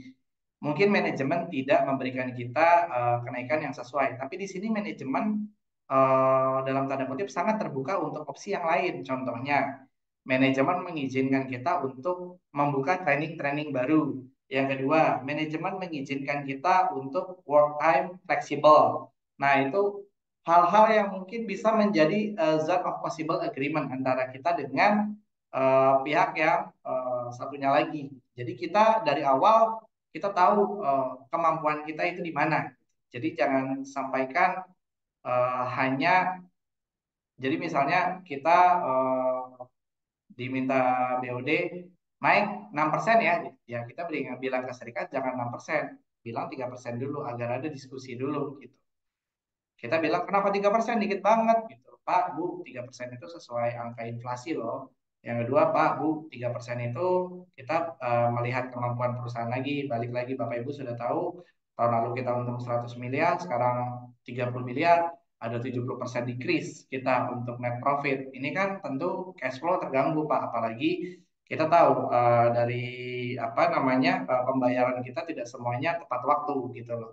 Akun receivable kita masih perlu dibenahi. Nah, hal-hal kayak gitu yang bisa menjadi titik temu antara kita dengan serikat pekerja. Jadi kita kasih fakta, jangan katanya-katanya. Nah, itu kita harus kasih fakta. Bisnis bisnis kita juga harus kuasai, walaupun mereka juga punya data bisnis yang sama karena kan satu perusahaan. Nah, yang terakhir adalah value creation through trades. Nah, ini lebih kepada sisi trade off ya. Jadi apa sih bedanya nomor 1 sama nomor 4? Sekilas ini sama ya, base alternative to negotiation agreement. Sekilas itu sama, tapi kalau teman-teman lihat, sebenarnya kalau nomor 1 itu opsinya terbatas. Nomor 1 itu opsinya terbatas. Dan bisa dibilang yang dipilih hanya satu. Tapi kalau nomor 4, value creation through trades, jadi ada trade-off di antara kedua belah pihak, dan yang perlu digarisbawahi, trade-off itu tidak selamanya 50-50, teman-teman. Jadi ketika kita take and give dengan serikat pekerja, nggak selamanya oke, kita ambil 2 usulan serikat pekerja, tapi kalian akomodir 2 kemauan kami ya. Jadi nggak selamanya 2 sama 2, nggak selamanya 50-50, bisa aja kita mengakomodir mereka 2, tapi yang mereka menerima keputusan kita 8. Nah, hal-hal tersebut yang ada di value creation. Nah, di sini value creation ini orangnya harus lebih kreatif sih, karena opsinya harus lebih banyak gitu. Nah, inilah yang dimaksud dari elemen kunci dari negosiasi. Nah, taktik negosiasi itu gimana? Nah, itu yang pertama tadi sudah sempat saya bahas, go high or go home. Ya, kita dikasih ruang oleh manajemen 6%, ya kita jangan bilang ke serikat 6%. Sisihkan ruang untuk negosiasi sehingga kita bisa dapat deal dengan pihak serikat gitu. Makanya kita harus menetapkan set target itu ada target tinggi, menengah, dan bawah. Yang kedua, nah, kita harus juga lihat time to proposal review. Jadi jangan sampai ketika kita lagi negosiasi, kita hanya dari sisi kita aja lihat yang dia mau itu apa. Kembali lagi listening, itu yang paling penting. Kita harus tahu dulu dia maunya apa sih, trade off dia ada di angka berapa sih. Nah, yang ketiga ini ya sebagian besar bisa sih. Tapi bukan bermaksud untuk pretend play ya, tapi kayak ya boleh lah kita kayak pura-pura kaget. Jadi kayak misalnya kita baca tawaran dari serikat pekerja, begitu kita buka halaman pertama, astagfirullahaladzim. Nah, mereka, wah, nih kayak permintaan kita terlalu tinggi. Jadi kayak semacam ada shock sedikit gitu loh. Ya walaupun uh, flinch body language itu macam-macam ya, tapi intinya adalah respon terkejut. Ya walaupun dalam tanda kutip kita udah tahu mereka sebenarnya akan minta setinggi itu gitu. Tapi dengan adanya ekspresi terkejut, ini memberikan sugesti tidak langsung kepada lawan negosiasi kita bahwa mereka dalam tanda kutip, wah permintaan gue disetujui nih, wah permintaan gue pas nih, oh cocok nih gitu, oh dia kayaknya nggak punya trade off yang sesuai nih gitu. Jadi dia akan merasa seolah-olah sedikit di atas angin gitu. Nah yang terakhir, nah ini udah dibahas juga di sebelumnya, ya hindari yang namanya negatif atau body language untuk konfront. Jadi apa sih body language konfront itu? Yang pertama adalah high tone, tone yang tinggi. Uh, Tone tinggi itu tidak berarti Anda menang. Tone tinggi itu hanya berarti Anda ingin didengar. Itu yang harus digarisbawahi. Yang kedua, pointing finger. Pointing finger ini harus sangat dihindari ketika kita negosiasi. Ketika Anda menunjuk lawan bicara Anda, itu sangat tidak sopan. Dan ya mungkin kita akan terkesan arogan seperti itu. Jadi memang negosiator di sini bukan orang yang sembarangan ya. Dia memang orang yang dalam tanda kutip udah biasa dihantam sama hal-hal yang sifatnya di luar akal sehat gitu. Jadi ketika dia menghadapi tuntutan yang aneh-aneh pada saat negosiasi, ya dia sudah tahu untuk memanage hal itu seperti apa walaupun belum sampai ke conflict resolution ya atau negotiation resolution seperti itu. Oke, selanjutnya kita coba bedah untuk how to bargaining your value. Jadi gimana sih cara kita bergen apa yang kita mau supaya dalam tanda kutip di sini lawan bicara itu menerima maksud kita itu apa? Nah ini yang pertama adalah kita ada 3 fase ya. Yang pertama adalah opening. Ya opening itu lebih kepada ya salam, unggah-ungguh, pembukaan, ucapan terima kasih yang bersangkutan udah hadir. Nah itu yang pertama. Nah yang kedua testing. Nah testing ini mungkin lebih kepada kita lihat dulu ya dia berapa orang. Terus yang kedua kita lebih kepada sampaikan apa yang menjadi statement awal kita jika kita dikasih kesempatan untuk memberikan statement. Nah, inilah yang akan memicu selanjutnya ada diskusi yang sehat atau negosiasi yang sehat di antara kedua belah pihak. Jadi testing ini lebih kepada kita bisa bilang data pembuka ya. Testing ini data pembuka untuk melihat respon.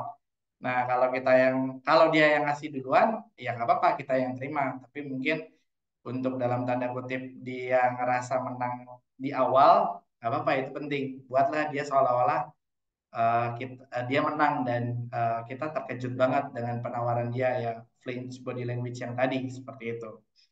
Nah kemudian di opening ini kita juga di phase one ini kita juga bisa untuk exploring ya. Exploring ini kita lebih tahu latar belakang dari kehendak pihak sebelah itu dia maunya seperti apa. Nah itu kita harus explore di situ gitu. Itu baru phase one. Jadi pembukaan, selamat siang. Sebenarnya terima kasih Bapak Ibu undangannya. Di sini saya mewakili PTA untuk negosiasi perjanjian kerja bersama antar PTA dengan serikat pekerja.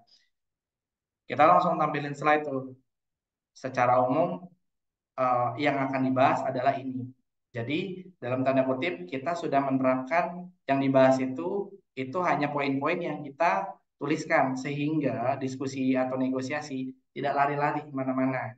Nah itulah yang kita maksud dengan testing dan exploring. Nah testing dan exploring ini juga kita mendengar dari pihak sebelah apa sih yang dia inginkan gitu loh. Baik, terima kasih Pak Lukman untuk penjelasannya. Nah, ini dari sisi kami. Nah, dari sisi kita mintanya apa, dari di sisi dia mintanya apa. Nah, disinilah yang kemudian kita akan lanjut ke phase 2. Phase 2 itu adalah kita mulai bergame, tawar-menawar. Oh, jadi setelah explore, kita udah tahu masing-masing pihak kok orang maunya ini, oh kita punya itu batasnya sampai sini, ya udah nggak apa-apa.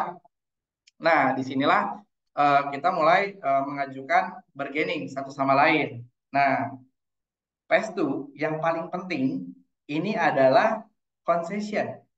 Apa sih concession ini? Konsesi ini adalah lebih kepada take and give ya, sama kurang lebih mirip dengan trade off yang tadi. Jadi lebih kepada apa hal yang bisa kita akomodir dari you punya mau dan apa hal yang Anda wajib terapkan dari apa yang menjadi ketentuan perusahaan. Misalnya 8 itu kata BUD wajib. Ya 8 itu kita bilang ini adalah rules, ini adalah keputusan gitu. Tapi kita juga bilang kita terbuka untuk diskusi. Apa sih yang menjadi keinginan Anda? Oh, saya ingin ini gini gini gini. Ya, itu kita penuhin. Oke, Pak. Baik, kita tahu keinginan dari Bapak Ibu selaku perwakilan Serikat Pekerja. 8 ini tentu menjadi satu rules yang harus dipatuhi, tapi Bapak Ibu dari 5 hal yang Bapak tawarkan tadi, Bapak Ibu eh, dari fakta dan dari data yang kami punya, kami bisa mengakomodir poin 3 dan 5 misalnya seperti itu. Jadi eh, jangan sampai kita mentah-mentah menolak apapun yang mereka inginkan. Walaupun sebenarnya kadang ya serikat pekerja itu tuntutannya tentu lebih banyak dari perusahaan ya. Misalnya perusahaan memberikan 3 rules. Nah, tuntutan dari serikat pekerja misalnya 11. Nah, bisa aja 3-nya wajib mereka akomodir, tapi dari 11 katakan 6 kita akomodir, tapi berjenjang. Hal-hal kayak gitu kan itu bisa menjadi opsi seperti itu. Jadi tidak saklek kita menolak permintaan serikat pekerja karena di sini balik lagi labor union sama company itu kaki sepatu kiri sepatu kanan. Nggak bisa orang jalan pakai sepatu kiri aja, nggak ada sepatu kanan. Nah, begitu pula sebaliknya. Jadi konsesi dan bargaining ini terutama konsesi ya, saya tekankan di sini konsesi ini hal yang sangat penting karena di sini kita bisa tahu tawar menawar yang terjadi yang bisa kita fix akomodir itu yang mana. Nah, itu konsesi. Kemudian yang kedua, konsesi di sini akan mempengaruhi psikologis lawan untuk lebih bisa menerima apa yang akan kita berikan seperti itu. Jadi konsesi itu bisa bersyarat dan tidak bersyarat gitu. Jadi kalau konsesi tidak bersyarat, ya udah semua permintaan Bapak saya penuhin deh. Nah, itu accommodating style. Jadi semuanya dipenuhi ya, enggak juga gitu. Kita kan nggak mungkin seperti itu. Tapi kan kita compromising. Kalau bagus malah collaborating gitu loh. Jadi dari 11 ini kita bisa penuhin Pak sebenarnya 11-11-nya permintaan Bapak, tapi yang 3 di tahun pertama, yang 5 di tahun kedua, yang 3 di tahun ketiga Pak. Ya kita lihat, kita minta 11 ini, tapi Bapak bisa nggak penuhin? Net profit kita naik lebih dari 70% selama 3 tahun. Gimana secara akumulasi? Nah, itu kan menjadi trade off yang menjadi perbincangan kedua belah pihak karena kedua belah pihak ini punya sama-sama punya data perusahaan yang sama karena kan kita dari perusahaan yang sama seperti itu. Jadi bisa dibilang PES 2 ini adalah PES yang sangat menentukan ya untuk menentukan jalannya satu negosiasi.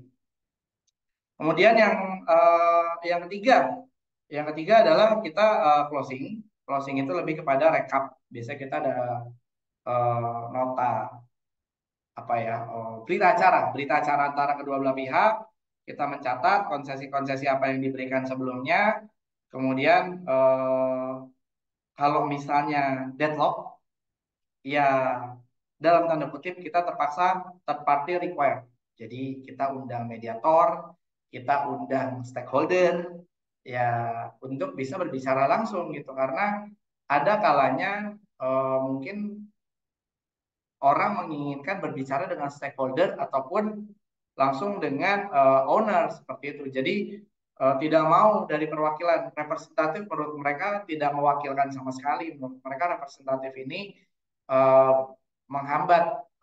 Ada pola pikir seperti itu. Tapi ada juga yang ya sudah karena udah ditunjuk perusahaan ya sudah kita bicara dengan representatif saja gitu. Tapi karena memang tidak ada ya kita bisa lanjut ke third party required. Jadi kalau hal-hal di dalam pekerjaan itu bisa berlanjut ke yang namanya PHI, Pengadilan Hubungan Industrial, itu diatur di undang-undang itu clear. Oke, Nah, pastry itu ending terakhir ini ending yang nggak kita harapin bersama nih. Apa nih? Hanging, gantung kayak kayak apa? Tali jemuran. Jadi apa yang kita harapkan dari sebuah conflict resolution atau negotiation itu nggak ada yang tercapai karena mereka menganggap win-win solution tidak terpenuhi. Akhirnya masing-masing pihak bisa dibilang membubarkan diri seperti itu. Nah ini tentu satu hal yang sangat tidak kita harapkan ya. Jadi kita berharap setiap negosiasi tentu ada win-win solution. Nah itu bagian-bagian dari how to bargain your value ya. Jadi kita bargain value kita ada 3 phase dan kita harus ingat yang paling penting adalah phase 2. Jangan sampai karena phase 2 ini akan menentukan phase 3. Kita akan closing, kita akan deal dengan beberapa ketentuan atau kita akan hanging atau bahkan amit-amit nauzubillah zalik mungkin terjadi konflik. Nah itu yang harus kita cegah. Jangan sampai kita ada di phase 3 seperti itu ya tergantung kembali lagi it's depend on phase 2 gitu. Oke, kita lanjut lagi. Ini udah hampir slide-slide terakhir ya.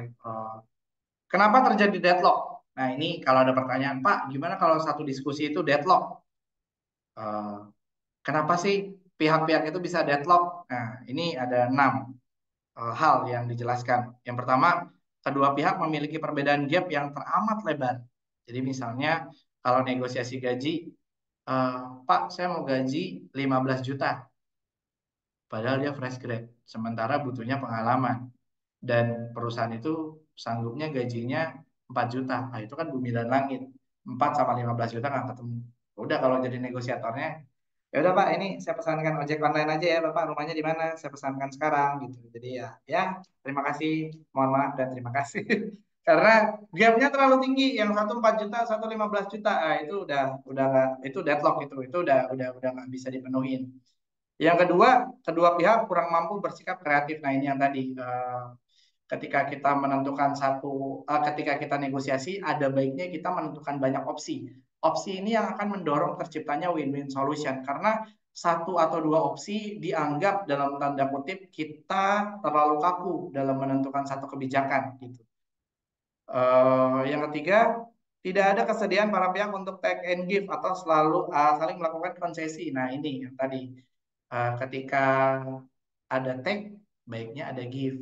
Nah, itu normalinya seperti itu. Jadi harapannya ketika ada take and give, nah ini yang bisa diharapkan bisa menjadi conflict resolution atau dealing dari sebuah negotiation. 4, adanya ego yang lebih mendominasi logika. Nah, ini ego ini bisa tercipta dari dua hal yang tadi ya. Negatif confront itu bisa kita mungkin tone yang lebih tinggi atau dalam tanda kutip di sini pointing finger. Nah, ini yang harus kita evaluasi bersama. 5, komunikasi masih kurang efektif. Nah, ini sama lah ya seperti nomor 4. Nah, yang nomor 6, bagian dari taktik atau strategi negosiasi untuk memaksa pihak lain melakukan konsesi. Nah, ini ada kaitannya dengan yang kita bahas tadi, reservation price. Nah, ini udah ini harga mati ya. Ini nggak bisa diganggu gugat lagi. Nah, ini yang harus kita sikapi gitu. Karena ketika kita udah dapat reservation price, ada baiknya reservation price itu kita bikin zone of possible agreement. Kita kembangkan jadi zone of possible agreement sehingga pihak sebelah tidak merasa hanya disudutkan pada satu pilihan gitu. Tentunya setelah kita tetapkan top and bottom line gitu. Itu itu penyebab-penyebab kenapa terjadinya deadlock ya. Nah, ini gimana sih caranya untuk solve the deadlock? Nah, kembali lagi, ini yang pertama sudah coba kita pelajari juga tadi, kita baiknya untuk coba information gathering. Nah, ini penting sih, informasi itu untuk menyerap, kembali lagi listening. Mendengar lebih sulit daripada berbicara. Yang kedua, lakukan identifikasi bersama. Nggak ada salahnya kita merangkul lawan negosiasi kita untuk membahas identifikasi kebutuhan bersama kita, goalsnya apa sih sebenarnya. Kemudian sampaikan kembali alasan-alasan tidak tercapai kesepakatan. Kita sampaikan, yuk gapnya segini, saya gapnya segini ya terlalu jauh. Kenapa nggak kita take and give aja supaya ini bisa jadi satu win-win solution. Terus kemudian kita bilang lagi, kembali diingatkan konsekuensi bila tidak tercapai kesepakatan. Pak, Bu, kalau ini tidak tercapai, PKB kita nggak rilis ya. Kalau PKB kita nggak rilis, saya nggak bisa daftar di Snaker ya. Kalau nggak bisa daftar di Snaker, artinya PKB kita tidak diakui secara hukum. Dan kalau misalnya ada temuan dari Disnaker yang berakibat pada pembekuan izin perusahaan, ini bisa berakibat pada masa depan Bapak Ibu semuanya ya. Nah, jadi kita sampaikan plus minusnya seperti itu gitu. Jadi konsekuensi kita juga sampaikan juga resiko-resiko dari awal seperti itu. Nah, terakhir bila dipandang perlu kita undang mediator atau rekonsiliator untuk membantu membuka deadlock tersebut. Nah, ini saya coba mengutip beliau ya. Tentu teman-teman kita tahu semua beliau adalah Wakil Presiden Republik Indonesia periode 2004-2009, 2014-2019, Bapak Yusuf Kala. Teman-teman mungkin sudah tahu bagaimana kontribusi beliau itu dalam menyelesaikan konflik Aceh, Poso, dan Ambon. Itu bukan konflik yang sangat mudah ya. Itu bisa dibilang konflik yang bisa dibilang taruhannya nyawa gitu. Karena kita tahu waktu itu ada isu dari Aceh, ada isu dari Poso dan Ambon, dan beliau bisa sebagai mediator itu bisa menyelesaikan masalah. Makanya beliau bisa kita bilang bapak perdamaian ya, karena Bapak Yusuf Kala ini sudah sering diundang ke beberapa negara untuk menyampaikan uh, sharingnya, bagaimana dia menyelesaikan konflik gitu. Apa yang diucapkan oleh Pak Yusuf Kala ini baiknya itu bisa kita jadikan pelajaran bersama ya. Kesalahan dalam asumsi dan metode bukan hanya berakibat pada gagalnya upaya mencapai perdamaian, tetapi justru membuat eskalasi konflik yang lebih besar. Makanya asumsi balik lagi kita jangan mudah untuk menyampaikan asumsi. Di sini data itu penting, jangan sampai kita bilang katanya-katanya. Data itu penting sehingga di sini kita bicara berusaha untuk imparsial, tidak memihak gitu. Walaupun kita tahu kita juga sedang memperjuangkan salah satu pihak sebenarnya. Nah, apa yang menarik dari Pak Yusuf Kala ini adalah ketika di konflik Poso dan Ambon, itu banyak orang mengira itu sebenarnya adalah konflik yang bersikap tentang agama. Tapi sebenarnya tidak soal agama.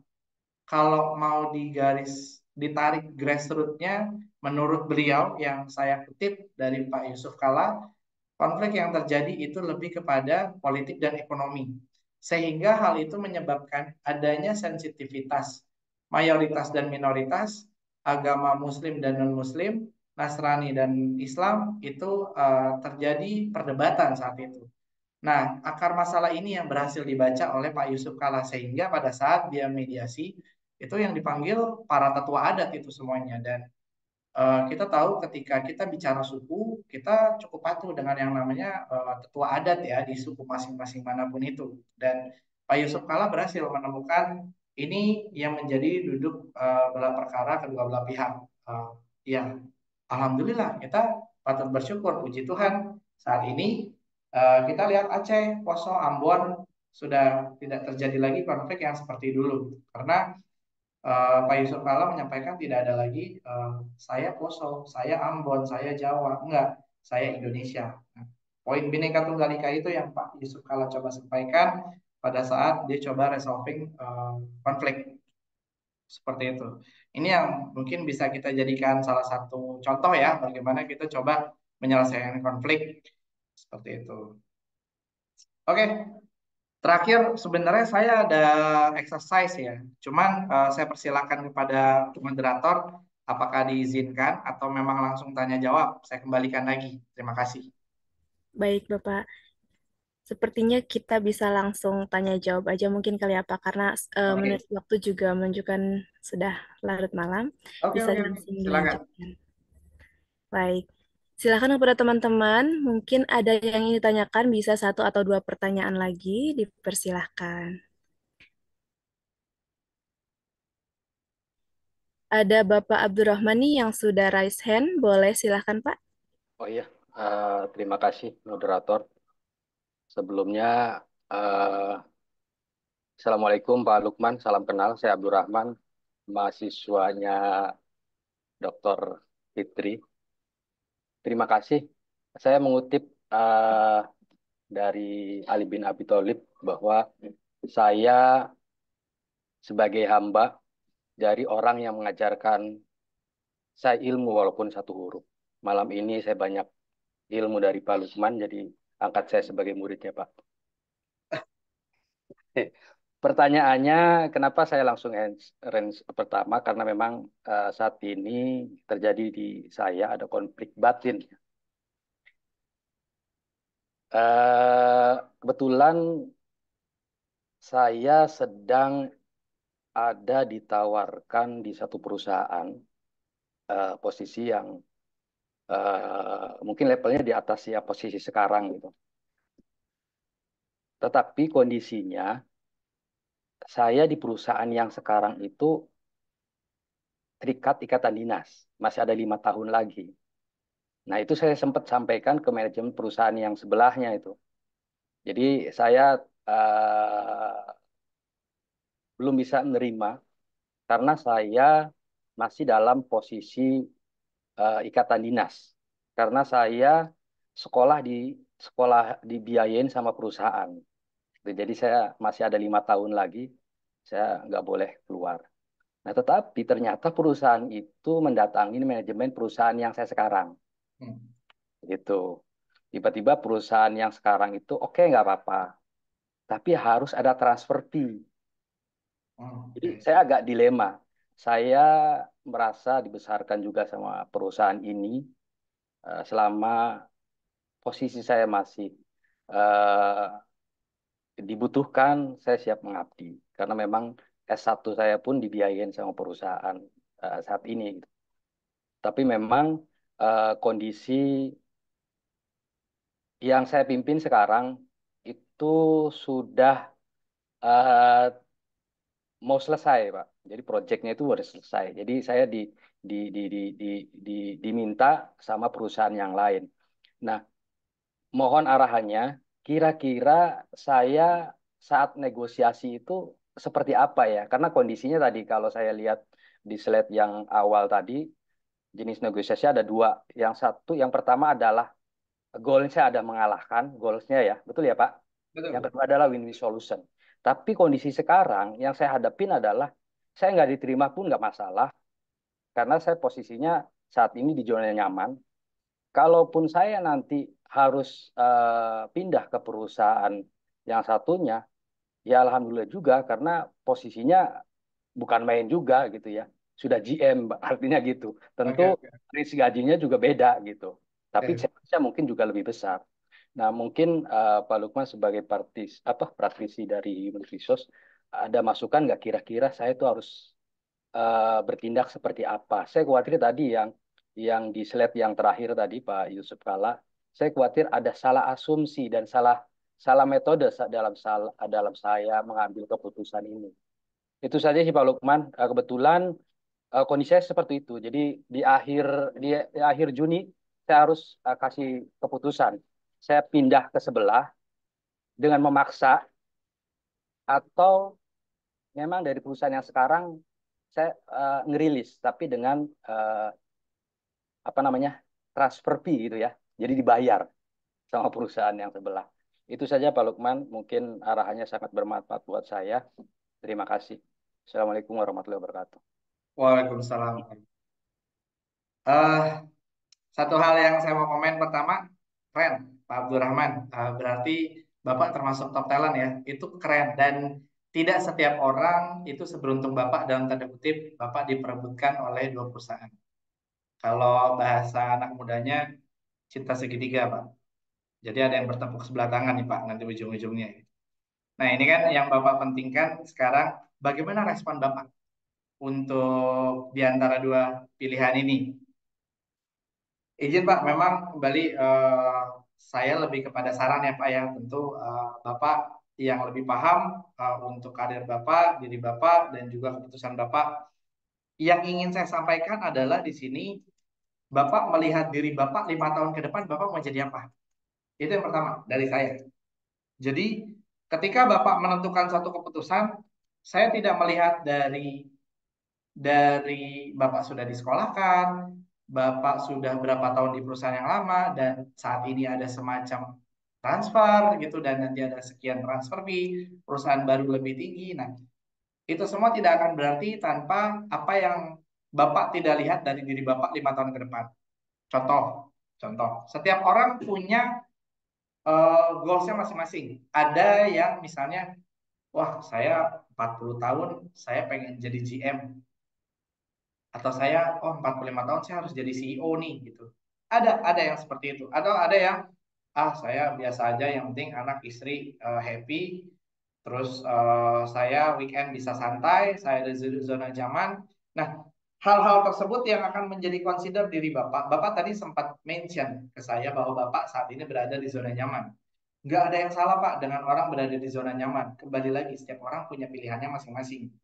Tapi di sini yang saya berikan saran lebih kepada yang pertama dulu. Bapak melihat diri Bapak ke depan 5 tahun, itu Bapak lebih berat kemana? Satu. Yang kedua, apabila Bapak memilih transfer fee, dalam tanda kutip di sini, oh ini challenge untuk saya sudah dalam tanda kutip lampu hijau nih, apalagi perusahaan baru bersedia membayar saya lebih mahal dan dia bersedia membayar ke perusahaan yang lama. Nah, di sini dalam tanda kutip, yang pertama Bapak harus sampaikan adalah Bapak negosiasi dengan manajer yang lama, manajer HR di perusahaan Bapak yang lama, yang saat ini sekarang. Bapak tanyakan dulu, Pak, izin atau Bu izin, apakah memang tidak ada career path lagi untuk saya?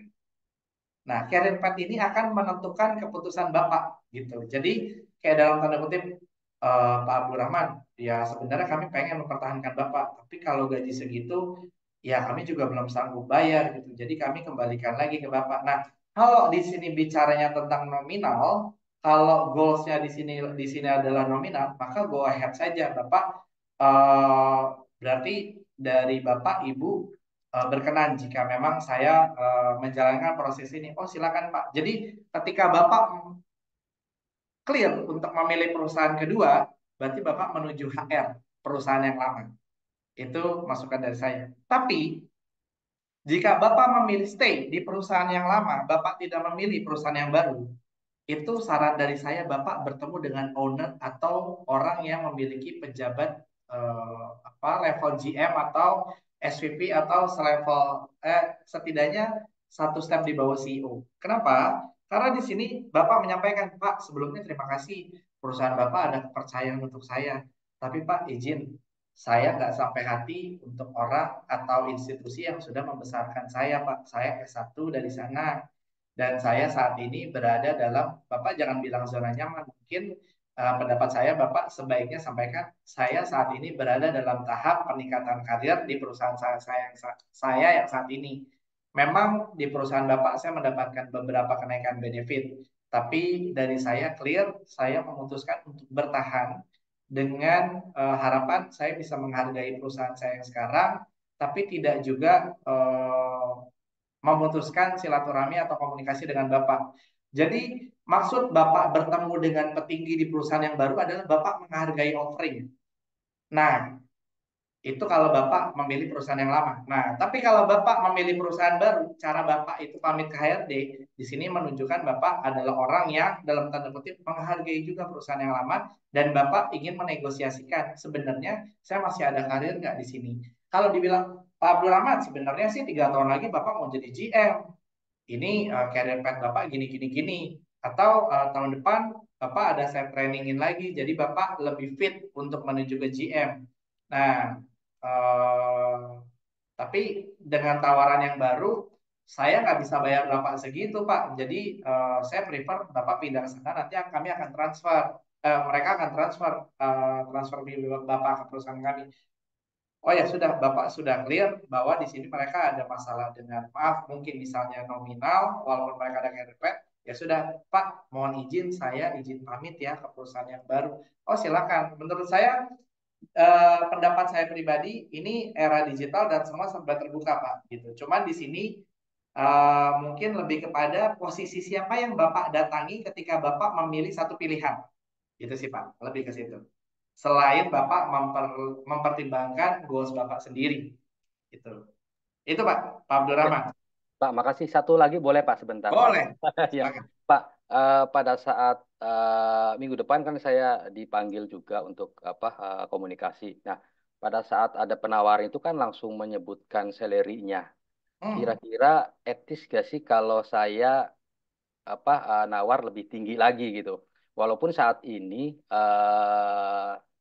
belum formal ya, walaupun belum formal tapi sudah disampaikan nominal salary-nya dan itu hampir hampir 2 kali lipatnya kan sekarang. Walaupun memang tanggung jawabnya juga akan lebih besar.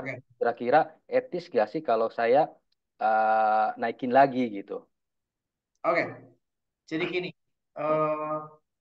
Pak, kalau yang namanya negosiasi gaji tadi sempat saya mention bahwa hal itu lumrah dilakukan, tapi lakukanlah ketika semua sudah selesai dijelaskan dan pihak HR, HC ataupun pihak perusahaan yang baru memberikan Bapak kesempatan untuk bertanya. Boleh, Pak? Boleh.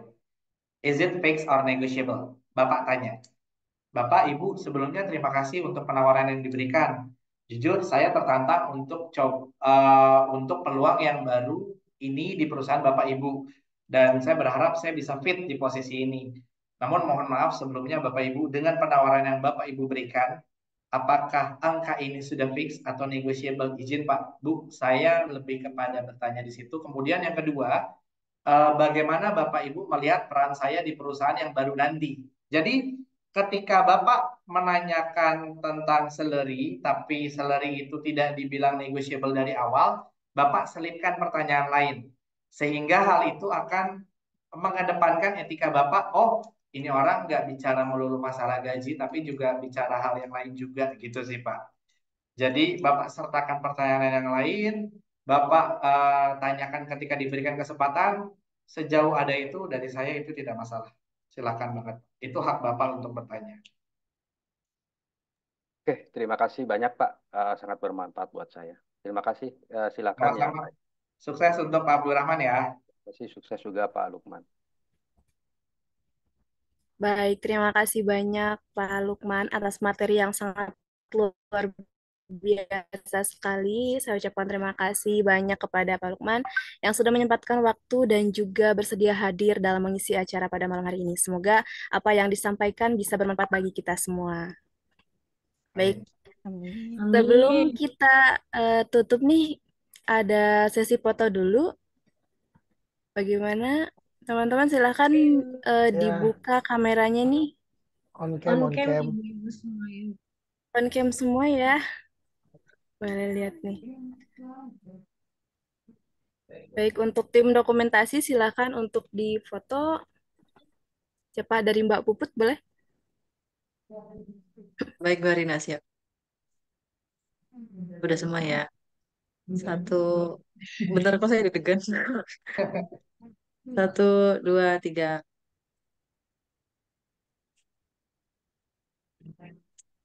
Nah, Baik, sudah Mbak Puput? sudah Mbak. Baik, terima kasih banyak Pak Lukman dan teman-teman semua yang sudah bersedia hadir.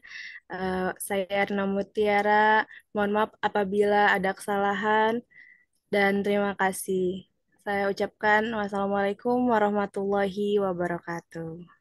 Waalaikumsalam warahmatullahi Wabarakatuh. Terima kasih Bapak Terima Lukman dan kasih. tim. Terima kasih. Terima kasih Pak Terima Lukman. kasih. Terima kasih Terima Mbak kasih Bapak Fitri. Lukman. Terima kasih Mbak Sampai jumpa Rina. kembali. Terima kasih Mas Iqbal.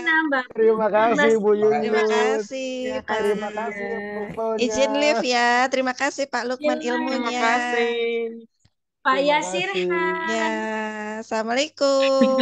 Salam Waalaikumsalam warahmatullahi warahmatullahi wabarakatuh. wabarakatuh.